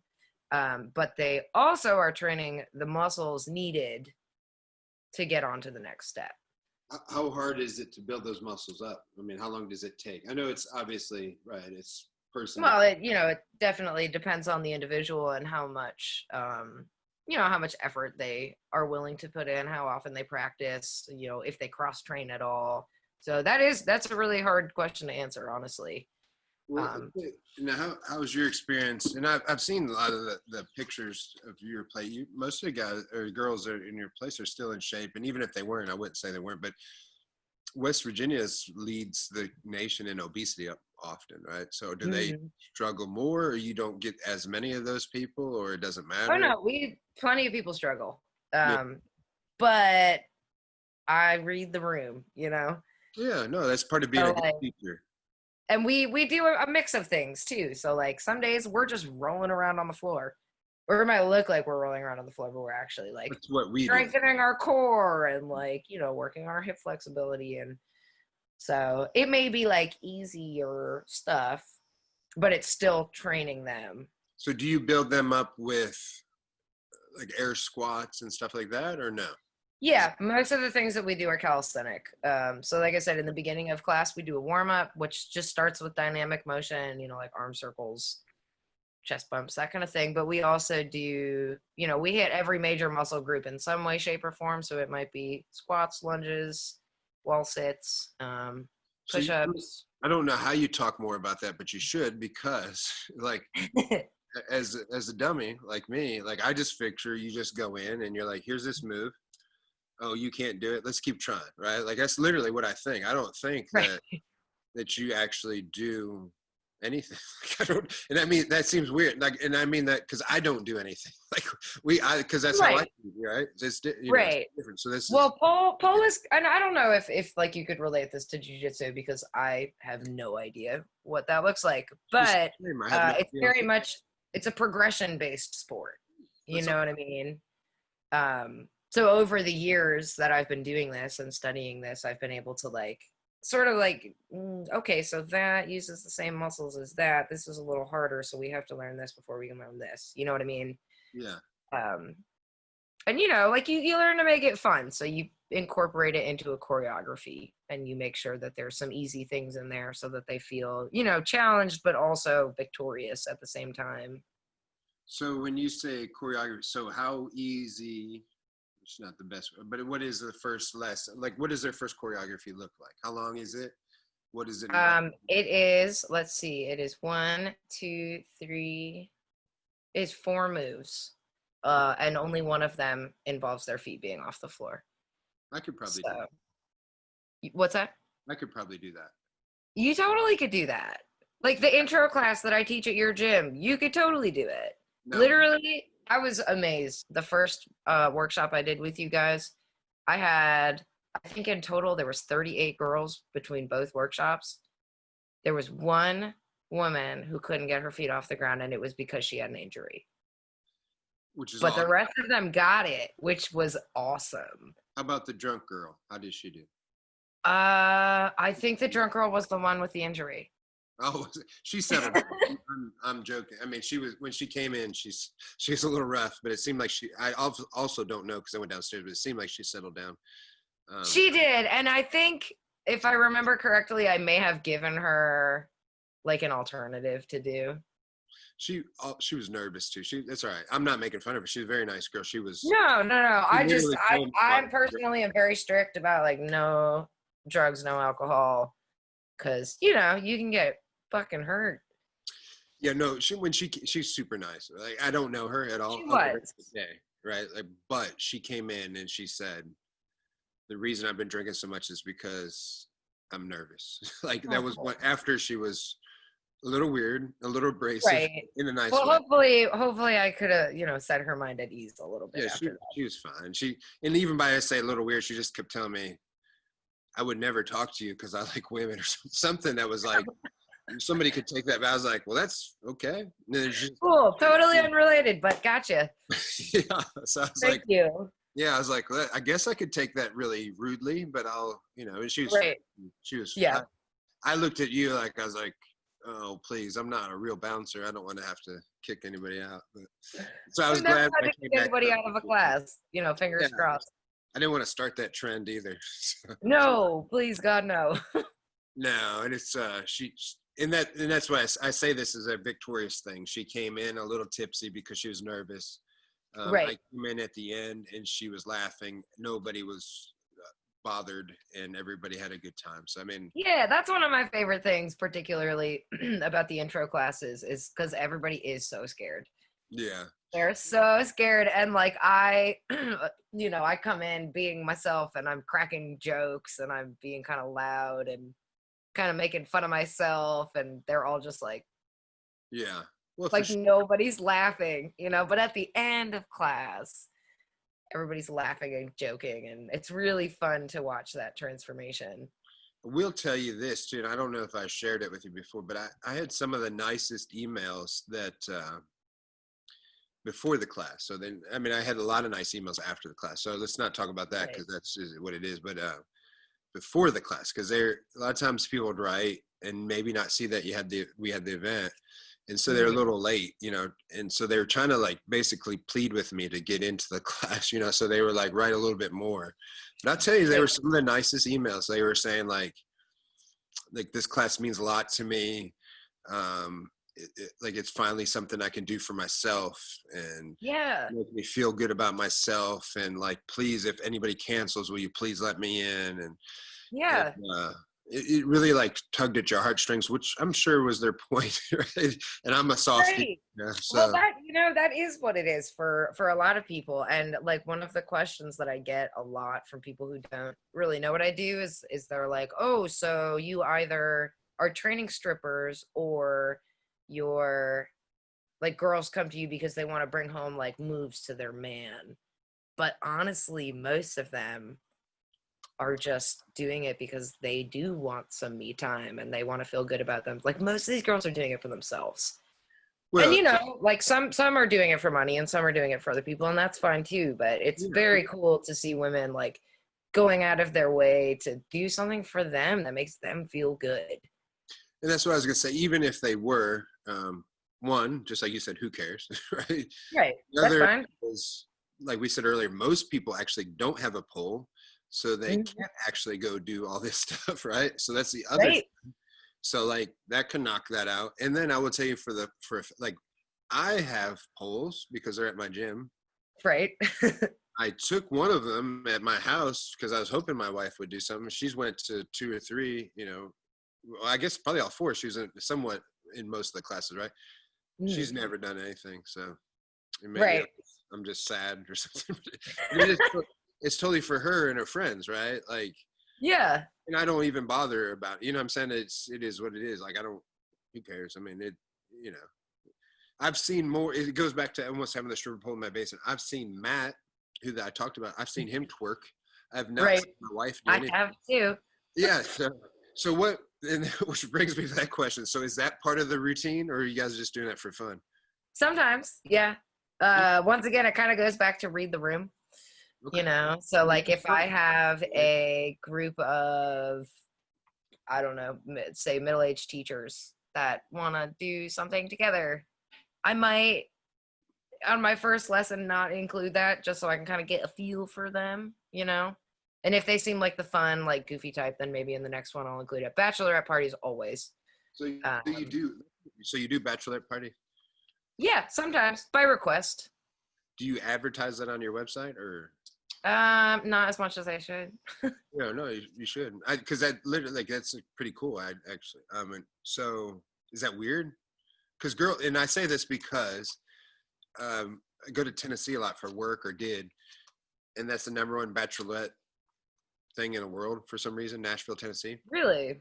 Yeah, #1. Every time you go, there's a billion girls. Interesting. They are the rudest, most loudest people. I got punched in the face by a girl. Like, no shit. Yeah, and I'm nice. And that's the thing. I got punched in the face because I was nice. Wow. Yeah, it's like, I'll tell you the story. It's just funny, but like the story was, I was just standing there. It was my birthday, and I was standing there. So people are buying me shots because it's my birthday, right? And so I'm not doing anything. I'm just standing there getting drinks. And then this girl's like, they were yelling at her anyway. She was already being weird because she was just like demanding drinks. And they said, if you get in line with everybody else, I'll get you a drink. Quit yelling at me. You know what I mean? She's kind of being weird. Right. And so eventually she got in line, but she wasn't in line. I think she was standing, that was the thing. She was standing behind me. And I was like, I'm not in line. And she was like, quit talking to me. I'm married or something. I said, I'm just trying to help. Yeah, I was like, I'm just trying to help you. And then when she's like, well, I don't need your help. So I said, well, do you want a shot? They're getting me a shot. I'll get it for you. And she's like, did you not hear me? I'm getting married. I don't need you. And I said, so of course I said something mean to her back. I don't remember. I'm sure it was horrible. Next thing I know, I got punched in the face. I don't really know what to do when a girl punches you. Because first of all, I was kind of embarrassed because I feel like I'm a fight instructor. I should have not got punched in the face. So like, that was the other thing. But you teach people how to fight, not how to de-escalate. So yeah, it's weird. Yeah. And then the whole place, it was like everything stopped. It was like they all stared at me. So then it was like me combating the anger and also the should I do something because everybody's watching kind of thing, right? Oh yeah, that's a tough situation. It's a tough one. Yeah, it's good that I was older. I said that didn't hurt. Hit me again. So I let her hit me again, and then it makes 0 sense, right? So I don't know. I didn't make the right decision. So that was it. And then, wow. So then they dragged her away, and she stayed there. But the funny thing was, so nothing happened really. So I just got punched in the face twice. But then all night she's like, so guys would hit on these girls even though they're in a bachelor party because it's a bar, right? So they would go over, and so all night when guys would go hit on them, she would recruit them to fight me. She'd be like, that guy over there started a fight with me, which I didn't. Oh my God. I just stood there and offered her a drink to be nice, right? And So yeah, nothing happened. I remember just texting my friends. I said, I'm more than likely I'm going to get in a fight. You might want to come down here. So a bunch of people came, which they're all like my size, which is over 6'6", and Right. that was enough to stop people from looking at us. Wow. Well, I feel terrible for the man that married her. Yeah, well, look, man, once you get drunk, it's weird, like, right? Liquor does some weird things to people. That's why, It does. That's why I don't really partake. yeah, she may be a really, really nice girl in normal life, right? I'll True. never see her again, and I don't know who she was, but it's a funny story because I Right. remember because everybody knows that I fight and teach. They thought we were all on a roof. They thought I was going to throw her off the roof, and all these people are like freaking out. And I was like, "What kind of person do you think I am?" Man, I teach jujitsu. I'm not a murderer. Yeah, I was like, yeah, I'd let her hit me again. I don't know what I was thinking. That's how smart I am. I don't, I don't know. Well, luckily, I've never ever been punched in a bachelorette party. So. Well, that's great. So, yeah, it's a win for me. It's literally the only thing I know is one getting punched in the face, and all of them have like penis straws and penis bandanas and pretty much. Else. I don't even know. God, I'm so glad I didn't have a bachelorette party. Yeah, well, I didn't. I've never. It doesn't make sense to me either. So I mean, man. But anyway, yeah, we basically they come in and they giggle and they learn. So you would have to have that at your studio, or would you bring? Because they are portable, right? I did do one where I traveled to them. Yeah, so most people probably don't know that those poles are portable, right? Well, they are, and they aren't. Because that's actually true. Because right, you still have to have something on the ceiling so they don't fall off, right? Kinda. Yeah, but those are also portable. The difficult part is the extensions. Yes. So like the poles that I have in my studio, a few of them are actually cut custom to fit my ceiling height. Some of them they have like maybe like 4 or 5 inches of play. Yeah. Well, so I couldn't bring them to your gym without ordering another extension and like hoping that it was the right size. 11 foot's kind of that's what you said you had earlier, right? That's kind of a weird size, right? Was that because of your place or you just had them anyway? Well, 11 feet? Yeah. No, oddly enough, my old studio was 11 feet. Okay. My new studio is 11 feet, and that is the like cutoff point for the model of pole that I used to use. That's safe, is 11 feet. So that just seems to be the magic number. It just worked out. So I'd say my ceiling height's like 9 foot, right? Would you say? Yeah, probably about maybe 8.5, 9 feet, because I can climb like once in there. And I don't, and still I had to put a piece of like plywood. Was that because it wouldn't reach? It'll reach, but it starts to feel like weird to me. Like it's not, like it feels like it has some give to it. So I don't feel like it's safe. Like I just felt like that little 2-inch piece of plywood just made it, like, I don't know if it's like an 8-footer and I extended, or if it's like an 8.5-footer, or if it, you know what I mean? It's just weird to me. But I noticed when I saw a video, like, I guess because of you, like a bunch of girls added me on Instagram, all normal girls, like, not that there wouldn't be normal, but all of it seems like they all had that same thing at the top. And by normal, I'm saying this because I don't want my wife to think I have a bunch of strippers on my thing.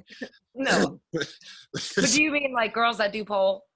Yeah, no, yeah, exactly. They're all like, yeah, they would be in they're all normally dressed and that's what their workout is or something. They're always saying like right. There's somebody that just added me the other day, but that's every day it's like her Corona workout or something. If I see it, that's the other thing. That's what we talked about earlier. I'm sure yours is the same. My social media's got like 5,000 people on it. It's luck of the draw who I see whenever I turn the stupid thing on, right? Oh, me too. And it's funny because like most of the people I follow on Instagram are pole dancers. And I don't see a lot of pole in my feed. I barely do too. I don't see your stuff either. But you know what I added? I'm telling you, Instagram is shutting pole dancers down. It's a thing. Because our butt cheeks are out and shit, Could be. No, it could be because there's a weird algorithm because it doesn't make sense. Like, what I mean? They call it shadow banning, and it's a thing that's been pretty present in the pole community for like the last maybe year or two. Yeah.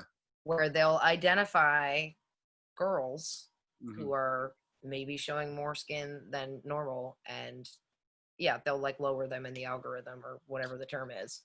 Yeah, and that's a good point. Like, even on, we were talking about that. The worst I've seen, which actually, that's probably not the best scenario because half these things got porn on them half the time. So I don't know. Right. But when people are doing the pole like routines or anything like that, typically at worst would be like like half their butt cheeks are showing, right?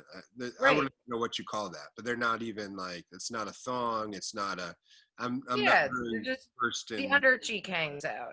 yeah, at worst, right? Right. Well, Um, it's because we need to grip. yeah. Like if you're wearing pants or Well, long so that's shorts.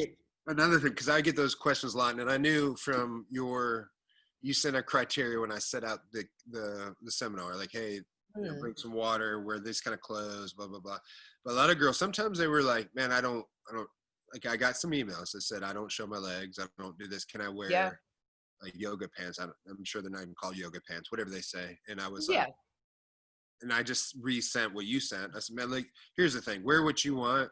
This is what she says. If you're not comfortable, but you still want to go. Like, I don't care. And Yeah. I'm also not teaching, so I don't know what happens. They might jump up and fall straight down. I don't know, but Right. Well, I mean, depending on what we're learning, yeah, they probably will.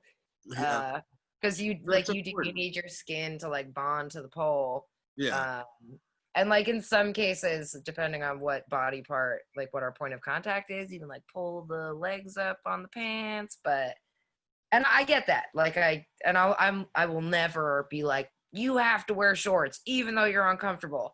But it is interesting watching the progression of the pants because they'll come into like their first like 2 classes in yoga pants and then they'll turn into capri pants and then they're wearing shorts that come to the knee, mid thigh, and then all of a sudden their butt cheeks are hanging out.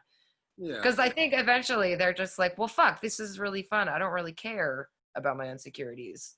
Well, it's probably a lot like us. Like, as we wear these big, we call gis, right? Like, which is pants in a bathrobe, basically. But then sometimes nowadays, men are wearing yoga pants, for lack of a better word, with a cup. And In jujitsu. yeah, that's the big thing now. I've not. I just can't bring myself to wear such a thing. That is the big thing now. It's yoga pants and a yoga shirt, a tight fitting shirt. We call it rash guard. I don't know what they call it in Yeah. So in your jujitsu outfit, are the pants stretchy? no. So maybe that's why they're wearing yoga pants. They get more range of motion. I don't fucking care why they're wearing them. They shouldn't wear them. Do you want a guy to ever wear that? Like, especially, like, here, I think mean, about I this. don't know. I grew up doing like ballet. I'm used to men wearing tights. Okay, that's fine. All right. Okay, let's say that I am magically okay with that. The difference is a lot of chokeholds involve my face being right in their crotch with them choking Oh, with my leg. well, if they're wearing a cup, like, You're right. get over it. Yeah, a lot of people get over it. Look, here's the thing: if you were a man and you had them on, I wouldn't think about it, but I would think about it if I was doing it to you. I'd just weird like that. Oh, like if you were the one in the yoga pants, like Yeah, self-conscious. Yeah. yeah, probably. Well, I walk around with half my butt cheeks out all the time, so I can't relate. Yeah, well, I've always like I didn't. So in high school, that was the thing. Like, I wanted to wrestle. All my friends wrestled. Oh yeah, they wear spandex, right? Yeah, they wear a little like singlet, right? And I remember like all my friends, none of them had a cup on, And I was like, why do you guys not wear a cup? That's weird because you smash your balls, and they're like, if you wear a cup, you got a little dick. Like I think we talked about this actually at you. I talked about this one time when we were at dinner one time. I don't think you're paying There attention. was a lot of conversations going on at that dinner. I know, that's why I brought it up, because you said that to my wife, and I was like, what the fuck she talk about? I didn't talk about dicks all night. Anyway, but that's what happened. I think that's the conversation. This is the conversation. I wasn't talking about dicks all night, but that's what happened. I was like, they're like, if you wrestle, you can't wear one because then everybody think you have a little dick or something. So I was like, I don't give a shit. I'm not wrestling. So Yeah, that sounds painful though. well, that's what I thought. But I also didn't wrestle because there's multiple reasons. Those people are evil. Like in my high school in Cleveland, they would, if you had deodorant, they would empty it out and put a bunch of cockroaches in your deodorant. So then when you took the cap off, they'd freak out. I have a huge bug phobia. I can understand why. Which is odd. Yeah, but it's still odd to have a bug. But that was one. The other thing is like So like when you wrestle, when you weigh in naked because like you're losing every last ounce that you got. Right. It's got to be accurate. Yeah, and so like where they weighed in, there was a door right next to the girls' gymnastics. So what they would do to like the freshmen and them is they'd have them weigh in, and everybody would be in on it, and then they'd throw them through their door with no clothes. And so their only way to That's terrible. yeah, it's like to walk through the entire high school naked back through. There's like so much hazing for wrestling that I was like, damn. Yeah, I was like, the cup is one thing, but it's like the cockroaches. That's just not fun at that point. Yeah, I couldn't handle it, so I never wrestled. So so I've never. That would have been my introduction to being a leotard or something. And so I've never done it. I just can't. That's all right. Yeah, no, it's perfectly fine. That isn't for everybody, and I'm sure you're happy. I'm sure my wife's happy. I'm sure everybody's happy. But but anyway, just saying, I mean that is the end thing. There's a lot of guys. They have like, oh man, it's so weird. You should see them. They make like wrestling. I don't even know, pro wrestling ones. I mean, like I said, I grew up with male dancers and yoga, and I've seen plenty of men in tights. Yeah, it's okay. It doesn't faze me, but you know, it's fine. It's fine with me. I'm just saying, I just can't picture, because there's guys I go to with CrossFit that wear them, right? They don't. Yeah. We can see. We call it camel tail instead of camel toe. So that's creative. I haven't heard that yet. Yeah, it's a little strange. The other one that I've noticed at the gym is guys that wear basketball shorts over spandex. That makes sense. What's weird with that? Well, like, what's the point? Oh, you mean like the long ones? Long one? Yeah. Yeah, like they wear the, like the pants that come down to their ankles, but then they wear basketball shorts over them. So why are they wearing what does that do? Well, that's what I'd like to know. Well, I just don't know. I don't know. I'm that. Seems like a fashion thing. I don't know. Or maybe their legs are cold. I don't know. No, it's definitely 100% you're right. I will never own a pair.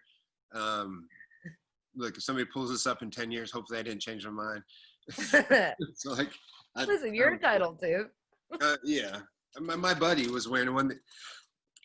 So we did a video like this for boxing and stand-up training, right? The difference, but by this I mean like those videos are a little bit more instructional, right? So you and I are just talking, but so he's like, I'm gonna offend him if I say I don't know what he weighs. Let's say 250, but I'm that weight and I'm 6'6". He's probably like 5'6". I get pissed. Oh, Brett's his name, but like yeah, but he rocks it. He looks good. He doesn't look. I'm not looking at men. He looks fine. I can't do that, man. More power to that's what I told my friend Stefan. Like I told my buddy that's a pretty famous fighter, Stefan Bonner. He wears them. I said, man, I just can't. I can't do it, And hey, there's nothing wrong with that. Anyway, yeah. I don't know why we started talking about yoga pants. Yeah. But at some point, you're going to show a video. Do you want to show that video? We'll get off. Yeah. Well, do you want to see the one from Charleston or? Yeah. So, all right, let's do this one. Yeah. So the one in Charleston. Go ahead, put it up and we'll talk about it for, let's see what happens. Let's see what it looks like. Okay. So I have to do oh shit, it's playing. Hold on. Yeah. Okay, I gotta do screen sharing, right? Yeah, what were we doing that kind of music was on? That was kind of strange. Well, that was the demonstration. Like that music? Or correct. Yeah, we gotta make sure not to play music just so you don't get kicked off YouTube or me. Right, I know, I gotta figure out how to mute so you don't have a Hold on, let me mute my computer for a minute, and then see if I can figure out how to, it just plays automatically. Wait, can you turn that video down? It just starts playing. Okay, that's right. Let me come pause back it up so that you can talk about the video. Okay, give me a minute here. I'll tell you what, I'll pause it so that we don't feel awkward. All right, we're good. Okay. So this is myself and one of my advanced students who actually lives in Charleston. And she was also a home towel pole dancer. She came to this workshop and decided to do a little demo with me. So did you guys have this planned out ahead of time, or did you just win up in it? Because it's not far off from each other. I mean, We somehow managed to be very much on the same page, but this was entirely freestyled by both of us. We decided on the song like 10 minutes before the class started. So does that matter too, or no? I'm sorry? Does that matter too? Like the song that you picked, does that matter? Totally. I'm asking by a white guy that can't dance. Yes. So it does matter. I used to say that I could dance to anything, and I can do anything. But then I was challenged to dance to Johnny Cash. Which one? And What? I don't. Ring of Fire. Which? Ring of Fire, like this, like pole dancing to that. So yeah, it matters. It totally matters. Do you like more? Would it be more hip hop? I like a lot of stuff. I don't know. Hip hop, I can do hip hop. My butt isn't big enough for hip hop. So it's not my first choice. But like, like rock and roll or dubstep and basically anything with a good beat. What is a dubstep? A dubstep is like, like electronic type stuff. I literally don't know. No, that's okay. I mean, I'm just showing my ignorance. It's fine. I don't. Right. I don't, and honestly, my music taste for my personal like leisure time and the music I dance to is very different. All right. So what? So that's cool. You're upside down. That's the thing I do pretty often. What? I don't even know what to ask you since I don't know much about it. So, like, what? How advanced is that? Extremely. On 100. Very. Yeah. Like 98. Yeah. So, I mean, it goes further than that. The Russians bring this shit to a whole other level. It's not fair. So are they the best? I mean, that's who I saw, like the guys and, not them. Yeah, like the Ukrainians and the Russians and all the Eastern Europeans are just, it's insane. The one pole competition that I did do, I lost to a girl from, I think it was Ukraine. And that just didn't feel fair. What do they do that is crazy? Like, are they just so acrobatic? Is that the thing? Yes. Yeah, like they come out of the womb doing over splits. Strange supposed to be frozen because that girl's butt's in there, but oh yeah, well it's done now. You're fine. You're fine. it was like welcome to pole dancing, my friend. There's a lot of butts. Yeah, no, it's good. Well, like I said, my friend Matt, I saw his butt. And I don't know if he was wearing boot shorts. He might have been, but he was wearing basketball shorts, if I recall correctly. That sounds good. And he's hairy, Fine. So, so you guys did that. So, was there any preface to Did you guys say, hey? Like I was joking earlier, but did you say this is what you could look like because I'm a badass, or this is an extension of what we just learned, or how do you say that, or do you just say just watch me?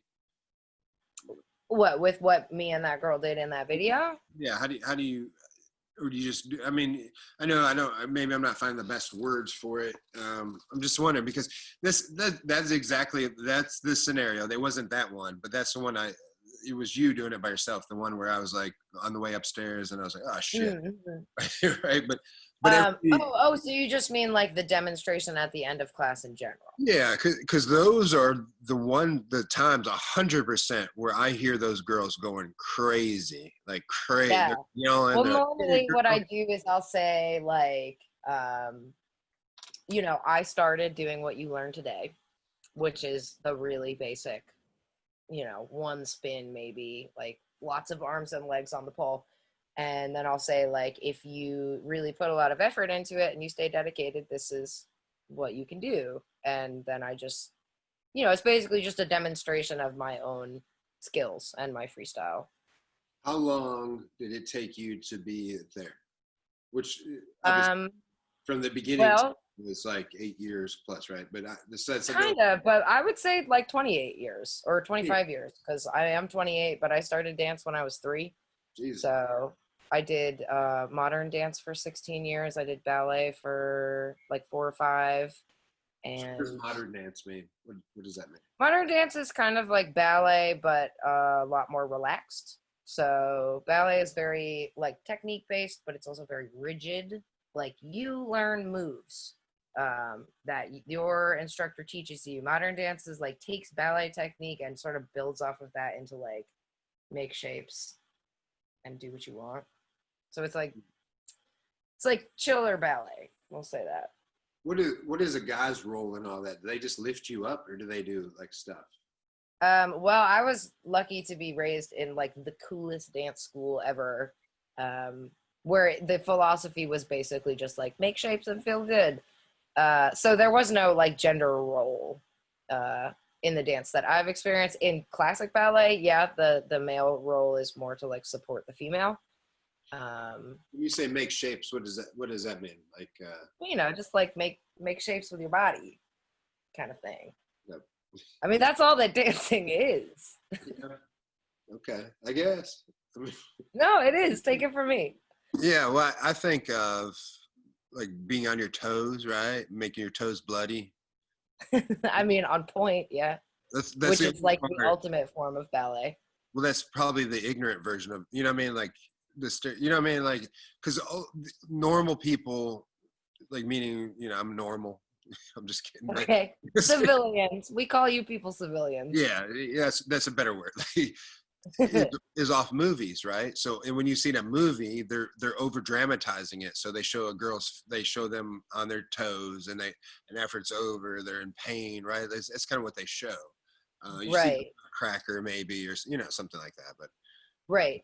Yeah. So I don't know. Let me see if I have a video with some modern in it, because that's the cool thing. I mean, one of the many cool things about pole dancing is it's just a set of moves and you can apply any style to them. So like a lot of the times I do the typical like exotic stripperific shit because like that's what people want to learn and that's cool.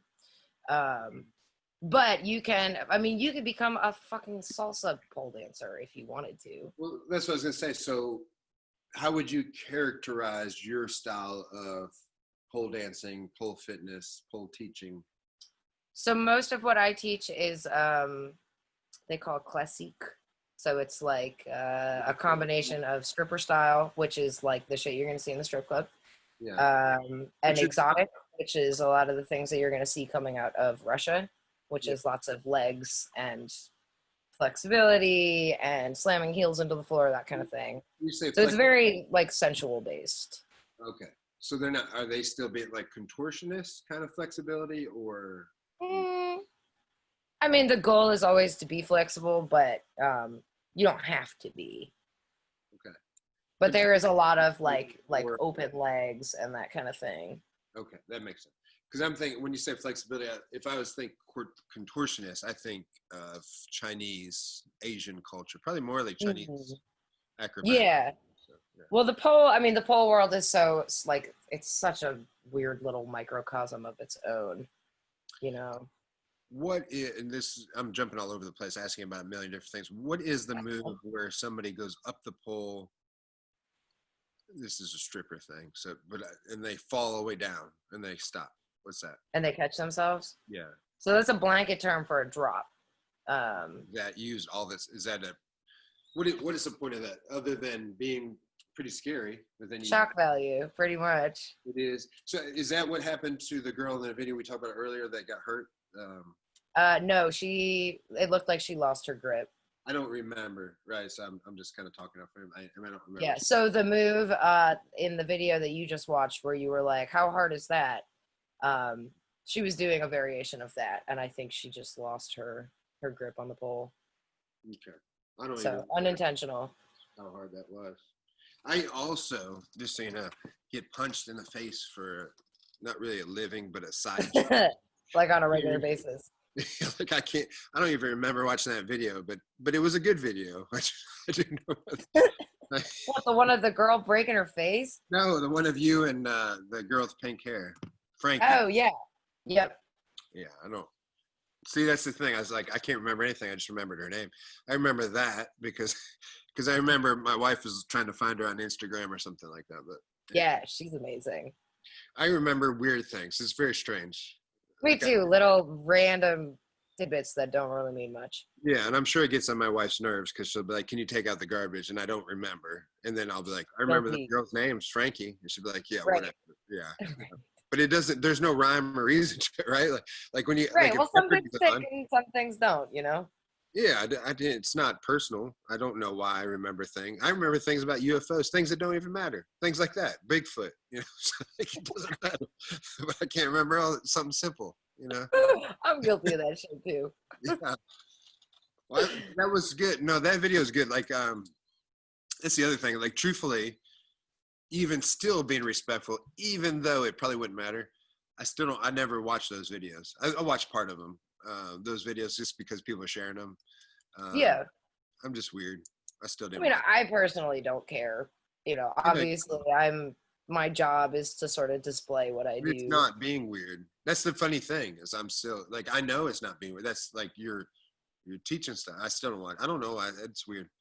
Maybe because I know you. Yeah. Well, also, like, okay, when you look at like the nature of what I do, especially with that style, like it's very suggestive, which is why people like to learn it. But a lot of like the general public doesn't know how to deal with that, Yeah. Well, no. That's which is part of why I do what I do, because people need to stop being so threatened by female bodies, well, and no. how we choose to display them. Well, I'm not threatened by it. Well, I don't mean you I specifically. know what you're saying. I'm just joking with you. I'm tangenting here. Yeah, but maybe that's why I don't like it. It's not like I sit watch. I mean, there's nothing wrong with it. I don't know. Maybe I'm just weird, but Well, no, I think it's it's a societally ingrained thing in us too. Yeah. Which is always what I'm here to do, is bash the norm. Well, everything, that's fine. No, but honestly, there's nothing, because that's the thing. I'm promoting what you do.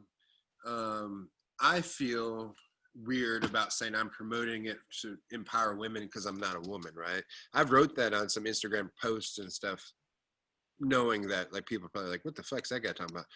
But I do it because of maybe, just as I said earlier, like somebody just wrote me an email that said how good it made them feel and how good it's going to change their life and they're going to do this. Right. Well, So, just because you're not a woman, and this doesn't necessarily even just have to be like a gender thing, it could be a race thing or a sexuality thing, but like just because you don't identify as that doesn't mean you can't be an ally. Yeah, well, yeah, it's a very slippery slope, because that's the thing. I listen to a lot of, which most people in my genre do, the Joe Rogan podcasts and stuff, and they make fun of those people, that the men that they're like, because they're like, they're not what they're saying, that they're trying to sleep with girls. Like, right. Well, a lot of them are. Yeah. But a lot of them aren't too.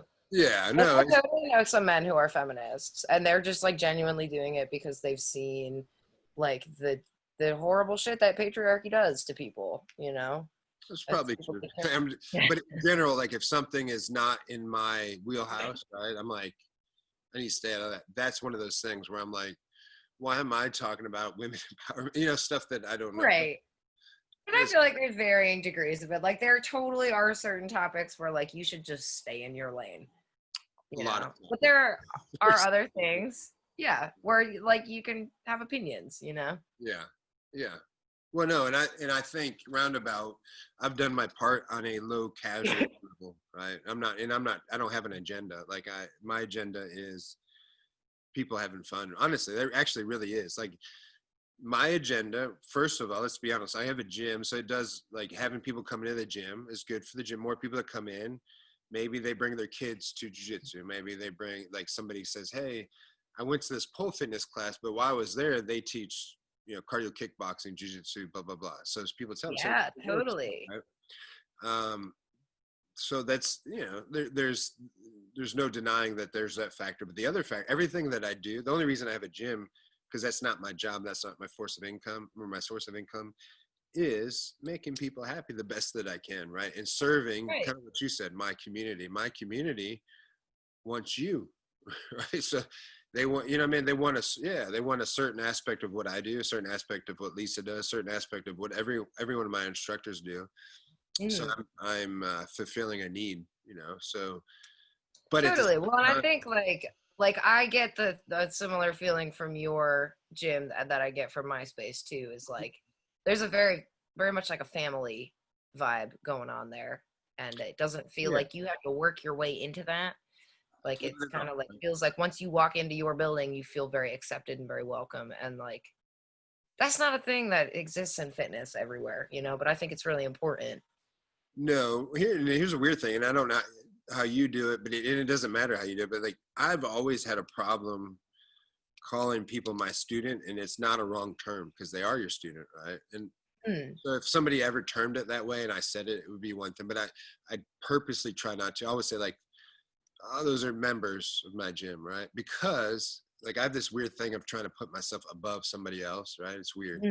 I feel like if I'm saying teacher student, even though that's what it 100% is, right? I'm teaching somebody.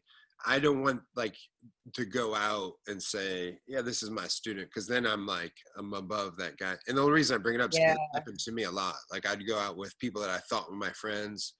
And as soon as I went out to a bar, they'd be like, hey, this is my student Butch. And I'm like, student, motherfucker. Oh, all I am is your student. That's a really interesting point. Well, that's the thing, and it's cool. Like I get the point too. It's like that's fine to use at the gym, or we're talking about gym. But now I'm at a bar with you. If you use that term, I'm like you're putting me, you're over. So I've been hypersensitive, and it's more because of my probably insecurities or whatever. Yeah, that's an interesting perspective, though. Yeah. So and that's also what I would, you know, maybe make somebody feel some kind of way. Yeah, and that's the thing. So I think that also helps our guys. Like, what's funny is that we've had several Zoom meetings. We call it happy hour. We don't record it or nothing. We'll sit down here for actually we sat down here for 5 hours the other night. That's awesome. Yeah, but you know what happens is like there's like 20 guys, all guys. By about hour 2.5, 3, there'll be a handful start crying. Like they cry. It's weird, man. In a good way. Why? Because you're drinking and you're getting real, or what? Yeah, just because they'll say like how much we mean to each other, right? Like what we did to each other. Yeah, like they'll be like, man, without the gym, like you've done so much for me. You know, then all of a sudden like people get all emotional. Yeah. Emotional because they're getting emotional, and that's like it's weird. It's really weird. No, it's not weird. I mean, it is weird, but it's not. I get it. That we've had moments like that too. Yeah, it's weird for fighters in a genuine, and by weird I mean we love. I'm proud, right? I love it. You know, that's because my wife will say, "What the fuck you guys talk?" Because you know I'm not a real talkative person. She'll be like, "What do you talk about for 5 hours?" And I'm like, how much we love each other. And she'll be like, "Shut up! What do you really talk about?" I'm like, "No, really, that's it." Yeah, it's like we just start saying how much, like, if it wasn't for the gym and our friendship and what we've done, like it would, you know, I mean, it's like it always turns into that. But like that's a part of kind of what you do and what we do. Like you said, you guys are being vulnerable and open, and that kind of makes people's emotions raw, right? Totally. Yeah, which also like spills out into things other than jujitsu or pole. Like then you start to form these relationships with people because you already have established that vulnerability. You know, and same. Yeah, it's unique. Yeah, and nobody will get. That's what we say. And like, it's weird for us too because we beat the shit out of each other. Enough to where literally if somebody doesn't give up, they will die. That's not being dramatic. They literally will die. You know what I'm saying? So, wow, what a unique relationship you all have. That's and it forms a respect because it's like now there's not that underlying. So males have an issue like of ego, right? There's an underlying thing of I could beat that guy up, and you don't know. We all know. Right. And sometimes that's true. So do you guys have like an unspoken pecking order or? No, it's just we know. It's not even unspoken. It's just because we all are going to get there. Like, if I can beat somebody, and you know, I'm the teacher, I should, right? But I'm giving my heart and soul to make them as good or better than me. And quite frankly, there's guys that probably are better than me now because they train more and it means more to them, right? I've reached the pinnacle, just like you, like, right? Like the difference between you and me is like you're not on the pole with somebody climbing it trying to kill you. Right? Correct. I'm like going with somebody and their primary goal is to make me give up, right? So yeah, that is different. Yeah. Whereas I'm more of like a bystander, like a demonstrator, and like a cheerleader. I can't have like if I came in, we all have off days. So if I come in and I'm tired and I don't feel good, the other guy's still trying to kill me. Right. And so he may or he may not. Even if he does, this is kind of where our talks go. I'll say, as a friend, I shouldn't say, well, I'm having an off day. Like you might have beat me today, but it's because I was having a bad day.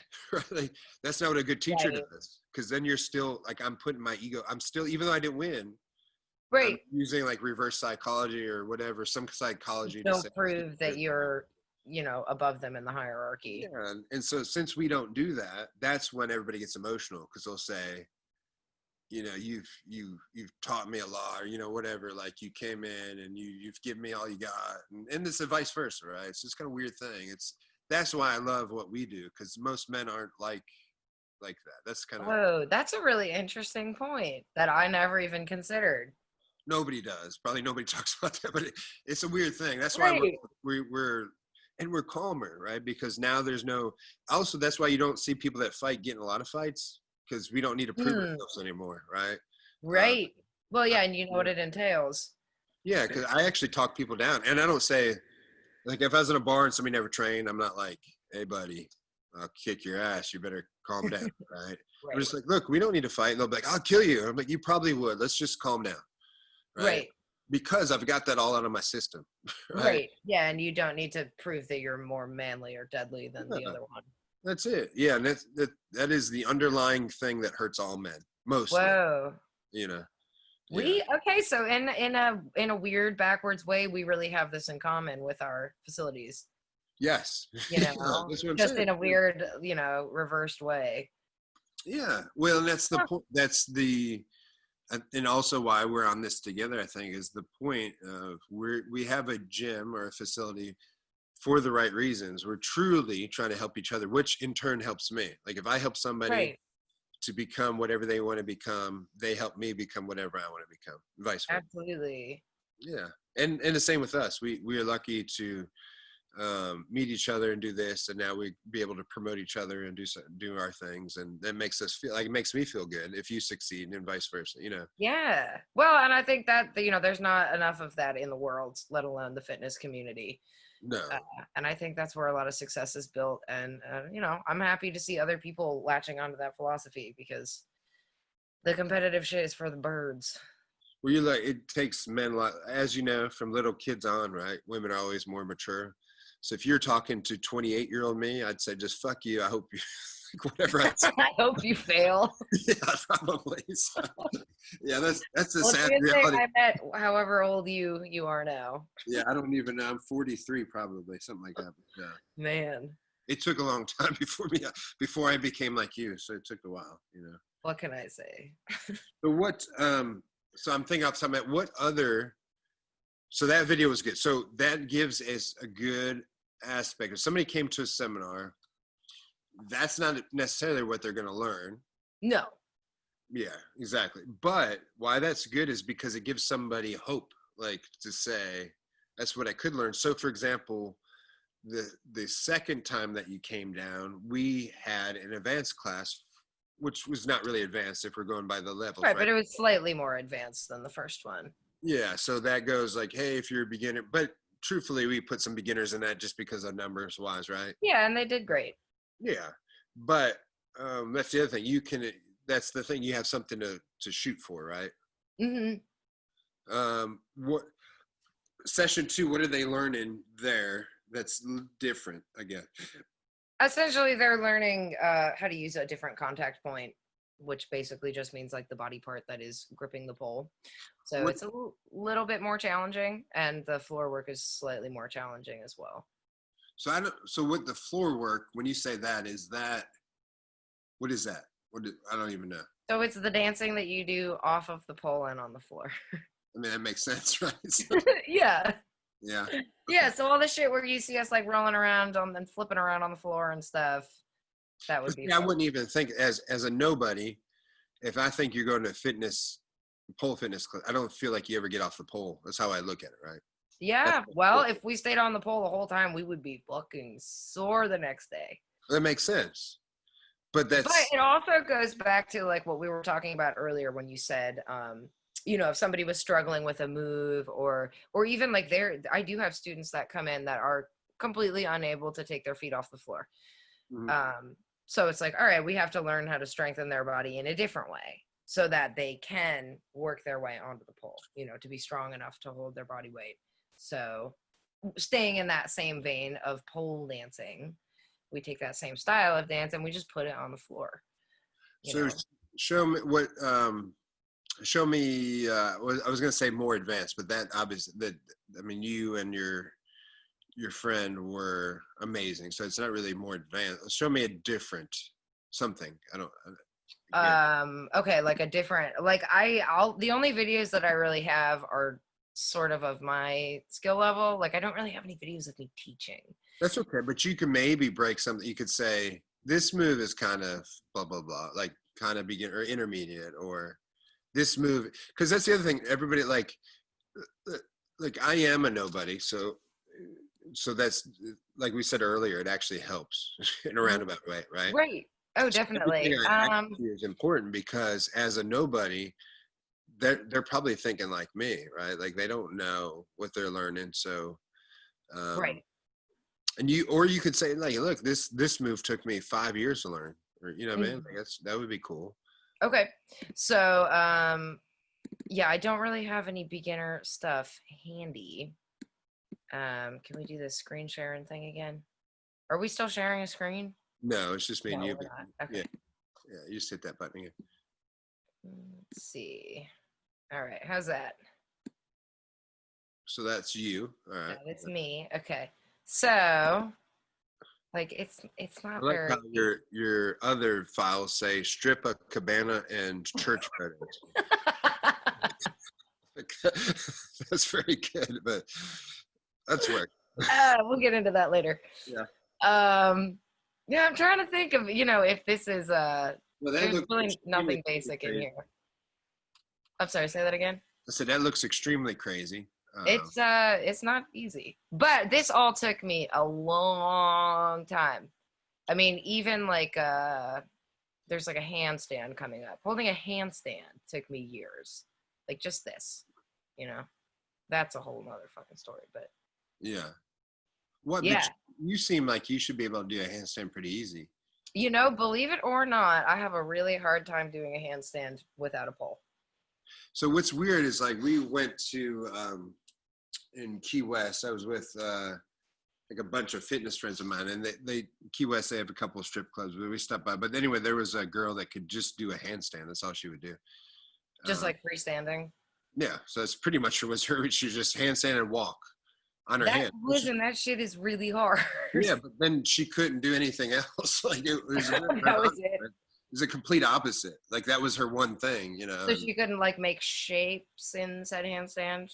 Probably, and we were just too dumb to notice. But it was like, it was just like, okay, you did a handstand, like you're over it, right? And then she just right. again, and then she do it again, and just. Well, okay, see, that's why things like floor work are important, because they add some variety. Because if I were to get up there for like the average length of a song is what, like 3.5, 4 minutes, and just be on the pole the whole time, like a minute and a half into it, somebody would get sidetracked. But if I'm coming down to the floor and like using different levels, going all the way to the top, doing things like drops to surprise people, like that's the kind of stuff that holds people's attention, which is why we do leave the pole sometimes. Do you just know that, or is that just something that everybody should know, or something? I know that because I've been dancing for 25 years. That makes sense. Yeah, you grew up. I've learned that over the years. Well, that makes sense. Yeah, that makes sense. Because I mean, if I was fighting, right, nobody wants to see jiu-jitsu. They'd be like, well, look at those gay guys holding each other. They want to see them punch each other, right?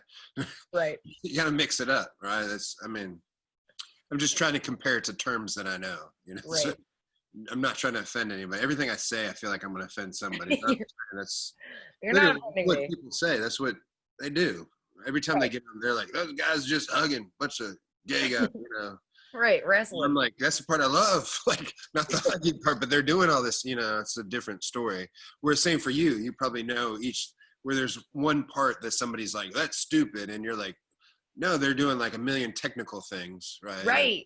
Right, that you can pick out because you have the training to look for those things. Yeah. Which is why I could watch pole videos until the end of time.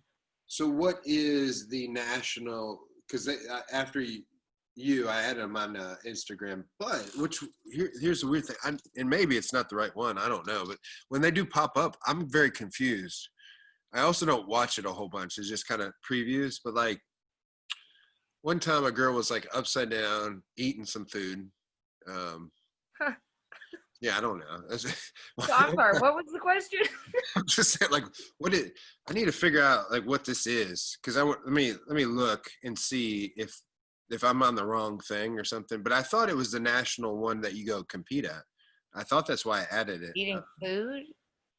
I swear to God. Tell me what the name of it is, and I'll tell you what it is. All right. Because there's a lot. There's a lot of. So it's called polesport.org. Yeah, so that's the competition that I entered that got postponed, which is it's a competition that happens all over the country. Like they have different different regionals, and they break it into levels, categories, and age groups. All right. Well, okay. So maybe they're posting some stuff because they're just trying to be funny. I don't. Well, okay, so there is a theatrical category. Okay. Yeah, so I'm looking at the girl. She's reading a book. Okay, well, and I don't know what her routine is, but also like sometimes people use props in their routines. Yeah, this other girl's got a, I don't even know, like a cake costume on her. Oh, cool. There's a lot going on that confuses your average person. Well, do understand, like, okay, so at that competition, there's going to be a big handful of categories. So you're going to see people competing in exotic pole, like contemporary pole, which is like the more artistic stuff, theatrical, which is more like comedy. So like there's a lot, like what I was saying earlier about how pole dance is just a bunch of shapes that you can apply a style to. Like there's a million different styles, which is probably why you're confused. So are those different categories then? Like I don't know what to compare it to, but you would win that category, or is it? And then is there an overall or? So you compete against people in your category. So when you say category, then are there? Let's dress like a cake category. Or like what? Because like, why is this? Okay, so like. The category that I entered this year is called dramatic, which is interpreting a piece of music. So like telling the story of the piece of music.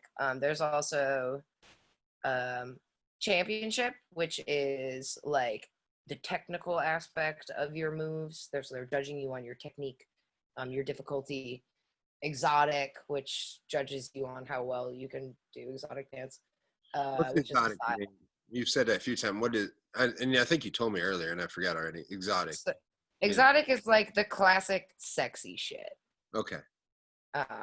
Particularly the Russian style. It's very hard and fast and sexy, hair whippy and leg wavy.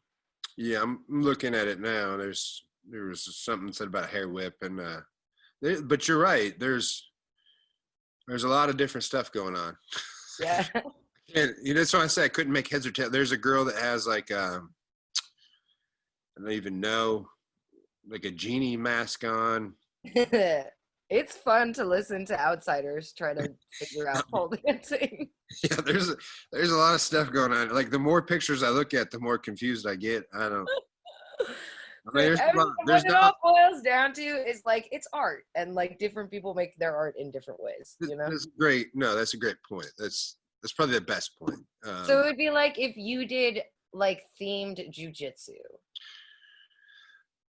Like that's not gonna happen, but this is what I'm thinking of in my head, and it's probably not the best analogy because I'm thinking of West Virginia. So, but have you ever been to a burlesque show? Mm-hmm. Of course you have, because we're both. I used to be in a troupe. Yeah. Yeah. So, but if you've been to one of those, like, so I was in New York and I've been to a couple, you'll have kind of like, I don't know how to put it, but let's say like, some guy like climbing ropes, but he's kind of, he's dressed, he's gay or trans, I mean, it's definitely weird. Then there's like everybody's kind of weird, and I mean weird, like I'm weird. I'm not saying nothing weird, right? Like that's what I'm looking at now. Everything's like it's not what you thought. Like I think if you thought you're going to a burlesque show, you thought you're going to like if you're an outside, maybe like a strip club with overweight women or something. Like, I don't know what the hell they think. Right. You know what I'm saying? But there's so much more to it. Yeah, there's like drag queens, and there's it's a show, right? It's like it's all over the place, and that's what I'm saying. There's somebody doing a rope technique, some guy on a pole doing the iron flag, just this and that. It's all over the place, which is a lot of fun, right? Yeah. Is that what that's like? I'm sorry, say again. Is that kind of what that's like in a weird way? Close? Yeah. Yeah. It's like a variety show almost, except it's all on pole. All right. So like they just sort of have like different themes that they're following. And that's the national Olympic. I mean, it's not the national. There's a couple different national competitions. PSO is actually international. So they have, I think they have it in Australia and Canada and maybe like some other country. Okay. But there's a handful of different competitions. Like PSO, the one that you're looking at right now, is cool because it's for everybody. So like you don't have to qualify to get into it. Like anybody can enter. Followed it because of years. I don't know how. Maybe they follow. That's the other thing. Like if somebody adds me on Instagram, I add them back. I don't think they would have added me because I don't know. Who knows? I don't know what's going on. Who knows? Well, you should keep following them so you can figure it out. Yeah, like that's the thing. This was funny is because they pop up more than anything, and I'll be like, "That girl's eating while she's on the pole." Like I don't understand what's going on. What the fuck is that about? Yeah, because she'll be like upside down eating eggs or something. You know, I'm like, "What?" And then I'll just move on because I don't know what's going on. I'm just like, I don't know. Well, maybe it's time to investigate, man. Well, yeah, well, I just did, and I still was confused. So, because nothing led me. So I looked at another picture, and there's somebody wearing a cake. I'm like, it was literally look into this. It was very strange. It's basically, what can I do on a pole? What can't you do on the pole? Pretty much nothing. Well, yeah. That's why pole dancers are incredible. Oh yeah, I guess you can. Yeah, I don't know. Just do whatever the fuck you want, I guess, right? That's what it's all about, man. So what? So if you were going to say there's an Olympics of pole dancing, would you call it pole dancing or pole fitness, or are those two different things? I mean, it's whatever. To me, it's whatever. It's all the same. We're dancing and we're getting fit. There's the people that are only pole fitness, not a stripper, whatever. And then there's people that only dance. They only do it because they want to dance. But I do it for both. Is saying like people are going to stripper class, is that offensive or no? It's not offensive, but it's incorrect. Yeah. What is it not? Let's take you out of the equation because you're normal. Is it not? Would it be offensive to other people? Maybe. I mean, I think that's like asking, would something be offensive to anybody? Once again, that's kind of relative. But I think in the pole community at large, we're very supportive of strippers because like strippers are where this came from. And there still are people who are very adamant about not having anything to do with strippers, but like the truth is like we are dancing on stripper poles. But I admittedly say that only when you're not around, but I say, which is all the time. Right. But I say that because I'm talking to guys and I know that they'll understand that, like, right. I'm not stupid. I say it, if I was talking to my wife or people, then I call it the correct term. But if I'm talking to a bunch of guys, like, that's how I feel. Like if I said, because I would probably do a similar thing. Like if I were trying to explain like the classes that I teach to somebody, I wouldn't be like, we do vertical acrobatics on a steel. Yeah. Like I'd be like, if they really didn't grasp it, I'd be like, it's like a stripper pole. It's a descriptor. Okay. Good. I didn't want to be offensive. Like I didn't want to be on the down low. Like I'm secretly saying this to guys, but I don't want you to, that you heard me and you're like, man, that guy's he's a douche. You know what I'm saying? Like, I mean, I think if somebody like blatantly said it to me on purpose, like, oh yeah, like go back to your stripper class, like I'd be offended. Okay. Well, for descriptive purposes for somebody who doesn't understand it, like, yeah, all you're doing is trying to get a message across. Okay. Well, I think your inflection says a lot about that. it's very just like we've been comparing back. It's the same for me, meaning that most women that are not men, they look at jiu-jitsu and they say it's a bunch of gayness going on, a bunch Right. of guys. Do you get a lot of people that say like karate? Yes, and that's very, Like, oh, Jason's going to his karate class. yeah, we don't like that. I don't know. That's a good point. That's a good analogy. No, Yeah. that's actually a good point. Even though you would think like saying that we're gay would be more offensive. I get more offended if you say I do karate, which is just very strange. Like, I don't know why that is. Okay, noted. I'll remember Yeah. that. No, it's okay. It's very funny because what's even stranger is that's rude because that's like I'm saying I hate karate people. I don't hate karate Right. people or gay people, right? Like, But you just, those are things that you don't do. it just annoys me because I guess this is why it annoys me because like karate, so different. Your 6-year-old son can have a black belt in karate. Mm. So what happens a lot is, let's say you started jiu-jitsu, you were in it for a year or two, you got a blue belt, which is our first belt, but it's very hard to get. It took you 2 years, right? You worked hard, you got your ass kicked all the time, you're talking to somebody and like somebody's family and they'll say, wow, what belt are you? And you're like, I'm a blue belt. You're really proud. And they're like, oh, my he's 6, he's a black belt. You'll get there. You'll get there. Good luck. Oh, I see. Yeah. You don't know the difference, right? Which if it offends me because I'm like, I'll fuck your 6-year-old up. I'll crush him. Right. I'll crush it with my pinky toe. Yeah, he doesn't stand a chance. Right. But that's cute that you think he would. Yeah, like somehow it doesn't register with people. Like, they're like, my 13-year-old's this. And I'm like, your 13-year-old get crushed by my middle finger. Like, there's no chance, Yeah, your 13-year-old is obsolete to me. Yeah, so that's what offends us. It's not the art of karate. Just like it's not, somebody said we're gay. It's like we're not that. It's like we're not offended because somebody said gay. Like, it's just I'm not gay. But I actually don't want to get offended at all. I actually, that's my main joke. Like when people say, "What do you do?" Because I try to tone it down. I don't know if you're the same. Like if somebody's like, "Hey, Maggie's the world's best fitness instructor," or so, you're like, I'm okay. So I guess what I like if somebody's like, man, this guy, like, sadly enough, people don't know half the time they say, Butch is a UFC fighter, which I'm far from it, right? Like stuff like that. I'm like, no, I just roll around in between men's legs. That's all I say. That's essentially what I say. I say I make shapes and I teach girls how to twerk for a living. Yes. Well, good. So that means it really isn't that, untrue. Yeah. Well, it's the same with me. Like, I'm like, yeah, literally I 69 with men all day. Right. It is what it is. We call it north-south to make it more politically correct, but it's of course, yeah. Yes, yeah. So it's all perfect. Well, I'll tell you what. Do you have? That was 2 cool videos. Do you have anything else that you want to throw up there? You don't have to by any means, but how about your? Well, let's see. We were talking about a little more, and then I probably have to let my my dog out to pee and. Yeah. Well, no, I mean that's the other thing. It's been almost 3 hours. This stuff goes by pretty fast. Well, no, I'm not good at math. Maybe not that long. Has it? What, like 8, 9, 10? Yeah, almost 3 hours. Jesus. Yeah, I know. It's like we're professionals or something, huh? Yeah. Yeah. No, hopefully people aren't like, what the fuck are they talking about for 3 hours? Nobody likes it. But I think if I'll get like 20 minutes into it and be like, all right, I'm done. Yeah, no, I think if nothing else, I asked enough ignorant questions that people can catch up a little bit, right? Maybe. Totally. And then, so the main thing we want to close on, even whether it's a video or not,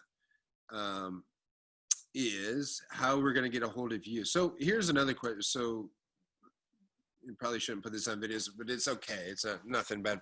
But like my friend Ryan, I don't know if he contacted you or not, but I have a lot of friends. I've been pushing your stuff to try to get you to maybe come to their gym and do a seminar or just whatever. Oh, was he the guy in Parkersburg? Yeah. So the downside is they don't have equipment, but they maybe. Yeah. I was talking to him about doing a floor work class. Yeah. Well, here's the other thing. We haven't talked about it at all because we're just talking about like what I know you for, right? But I've seen those videos on your Instagram page of your whatever you call that. Is that chair? Yeah. Oh, the studio page. Yeah. Yep. My my other pole instructor teaches chair dance, which is kind of like a burlesque fitness kind of thing. That looks cool. Like, It is cool. Yeah, It's a lot of fun, and it's a little, I don't want to say easier, but maybe a little physically easier because you're still like on the floor well, or on the I'm ground. older than you, obviously, but it reminds me of two videos when MTV was around of Madonna and Britney Spears. So Britney Spears, Yeah. yeah, they both did a chair dance routine for different songs. I don't know what, right? Yeah, well, it's always been like a classic burlesque thing, you Okay. know. Well, that's another cool thing. So that's what I'm saying. Like, so you, besides cardio, kick, or boxing, you have that chair dance or chair, whatever you call, I can't screw it up. Yeah, sure. Yeah, and so that's a lot of stuff, which is really cool. And I'm not doing a good job advertising, so I don't even know the right word. I'm like, they do something over there. They do, so it's weird. Yeah, Go to their website, check it out. yeah, I'm not doing the best job, but You're doing great. yeah, but honestly, also because I'm saying it because I'm not a woman, so it's not things I don't take. Even in my personal time, I will not watch that stuff because I'm still being respectful, even though it's not disrespectful. It's just not. like, yeah, But you can also do whatever you want with your it's life. So it's more. Truthfully, it's just more for my wife. Like, I just think if my wife walked in the room and she's like, "What are you watching?" If I was like, "I don't know nothing," I just threw my phone or something. Like, not, like it might it's be that. fitness. No, Yeah, well, then respect her by not doing something that would make it's her still, uncomfortable. but even that sounds like I'm watching something dirty. It's not. It's perfectly fine. I'm saying Right. that as a man that wouldn't do that. So therefore, just like I said, I stay out of people's lives. If I Right. wouldn't do that, I should stay out of that fucking shit. So when it pops up, I'm always like, "Well, that's Oh, cool." that's fair. No, that's true. If it doesn't pertain to you, then yeah. Yeah, no, I'm saying it, and I try to live my life how I say. So that's what I'm saying. So anyway, those are cool things. Do you have a video of the chair dance thing by chance, or no? Oh, I don't think I have anything. It's a lot Oh of build up my for God. nothing. I know. But if you go to our Instagram and you're comfortable watching, So why you do you can see not? videos there. I'm just a pansy. So why do you not have a YouTube page? Oh, It well, doesn't because matter. Mine doesn't. Nobody goes to mine, and I'm not just saying that in a nice way. It sounded very offensive when I said it that way, but no, it's not offensive. I honestly, I get lazy on some things. You know, because you are the owner of the gym and you teach the classes and you probably make the schedule and cut the paychecks and do the advertising and sometimes YouTube takes a back seat. plus you work and you got other stuff and you got a lot of land and a husband and Yeah, and I own the damn building too, yeah, so. you got a lot of stuff going on. Oh yeah, never a dull moment over Yeah, here. that's what people forget. It's not just teaching class. There's a lot of stuff. Oh my God, I know. Even just the building alone, which has been honestly the COVID thing has kind of been nice because we've closed the doors, which means I've just been like renovating everything. Yeah. New floors, new paint, new light fixtures. So and you don't have to answer because it's a bad question asked on there, but did you qualify? Did you get any help or anything or no? No.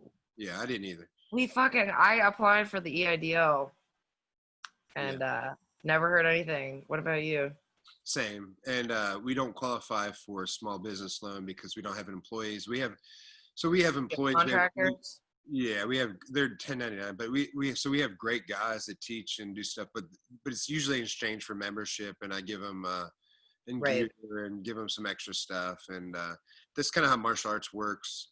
They're invaluable to me, really. I mean, they're quite honestly. When I'm saying this now, I kind of feel guilty because they're top notch, but Yeah. on paper, it works out to no employees, so you don't qualify for that stuff, and Right. That's why I did the EIDL because I laid my employees off so that they could collect. yeah. And then I suddenly had no employees. Yeah, So. I know.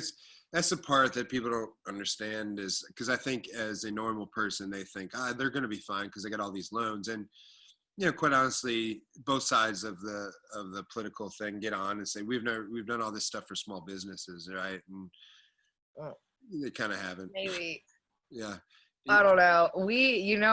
Ironically enough, we're actually in a really good position right now because 3 days before the governor ordered gyms to close, I paid our building off. Oh, that's awesome. So you've been doing really good, huh?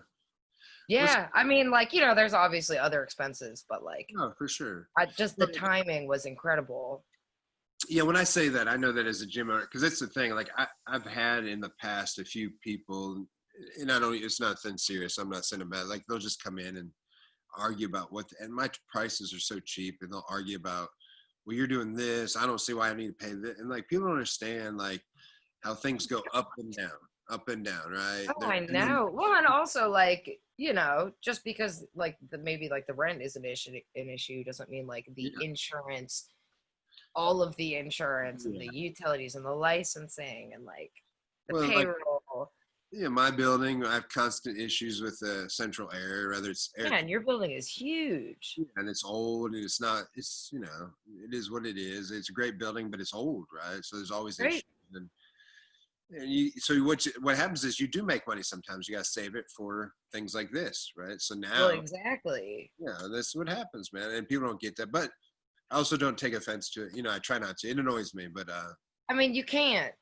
No. You really can't, because it's not personal. It's just people wanting things that they maybe can't afford. It's just interesting how they treat us but they would go to the Y or something and let them rape them or murder, and never die.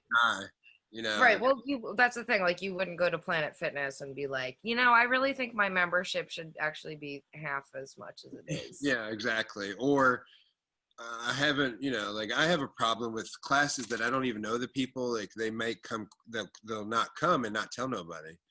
And then a year later, they'll say, man, you've been charging me for a year. And I'm like, I don't know who you are. Who are you? I'm saying, you guys don't even have a booking system, do you? Like, how do you charge someone? Oh no, I do. We have auto withdrawal and stuff. Oh, okay. Yeah, so that's what happens. They get charged, and then you'll say, and I'll say, well, did you tell anybody? I'm like, no. Like, yeah, but if you didn't tell the why, what, your credit card just like magically disappears out of the system. Yeah, if you didn't tell Netflix, showing up. That word, because I'm, listen, because it's not my job. I'm gonna help everybody in the world to my detriment, but it's just how they come about. What I mean? Like, anyway. I mean. Oh, I get it. Yeah, this is probably shouldn't say this because I know. It's just thinking I could go down this path, but yeah. Well, me too. Yeah, I probably already said too much. So, yeah. Well, anyway, you don't have. If you don't have another, do you think you have another video? You don't have to. I mean, I got a lot of similar type stuff. So to end this here, we were talking about like different styles. You wanted to know what modern dance was, right? Yeah. Don't put up something shitty. It's terrible. You're gonna hate it. All right, we'll see. If you're making shape, I'll be very confused. It might not be the same without the music, but yeah, that's all right. And you honestly are probably gonna be like, okay, cool. She's like still making shapes on a pole. But if you look at the nuances of like the hands and the posture and that kind of stuff, it's less like explosive. So even that move, right? In general, the whole thing. So it's kind of like what I was like. I don't even know what I'm trying. Like an iron flag, but kind of not, right? You're not putting your whole body out, but so the nuance is like people aren't paying attention, but you're suspending your body with your two hands, right? Like you're not in, I don't know, like, what I'm saying? I think people don't recognize the skill or the power that takes, that you're doing right there. Like that was like a pull up. Right. How are you hold your body right there with your leg? Like, how do you do that? That would be the back of the knee and the armpit. I mean, that makes sense, but then, like I said, when my wife tries that, it doesn't work. Well, but also it's probably because like my muscles are conditioned to do right there. There's another, like whatever the hell you just did. Like, there's another, like whether you call that a shape or whatever that was. That was it's a shape. Check it out. What shape is that? Like the L, the T? That is.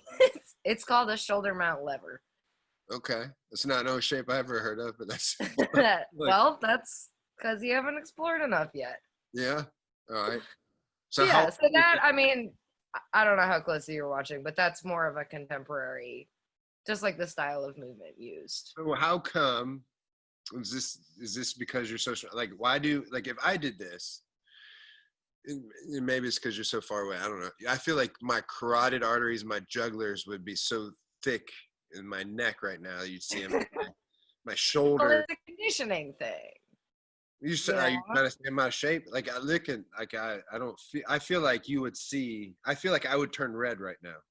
Well, okay, so let's go back to the thing we talked about with the central nervous system recognizing the danger. It doesn't matter. I lift weights every day, but still, if I deadlift something, I'll pass. Yeah, but do you lift your body weight off of your trap? I don't even know what that means.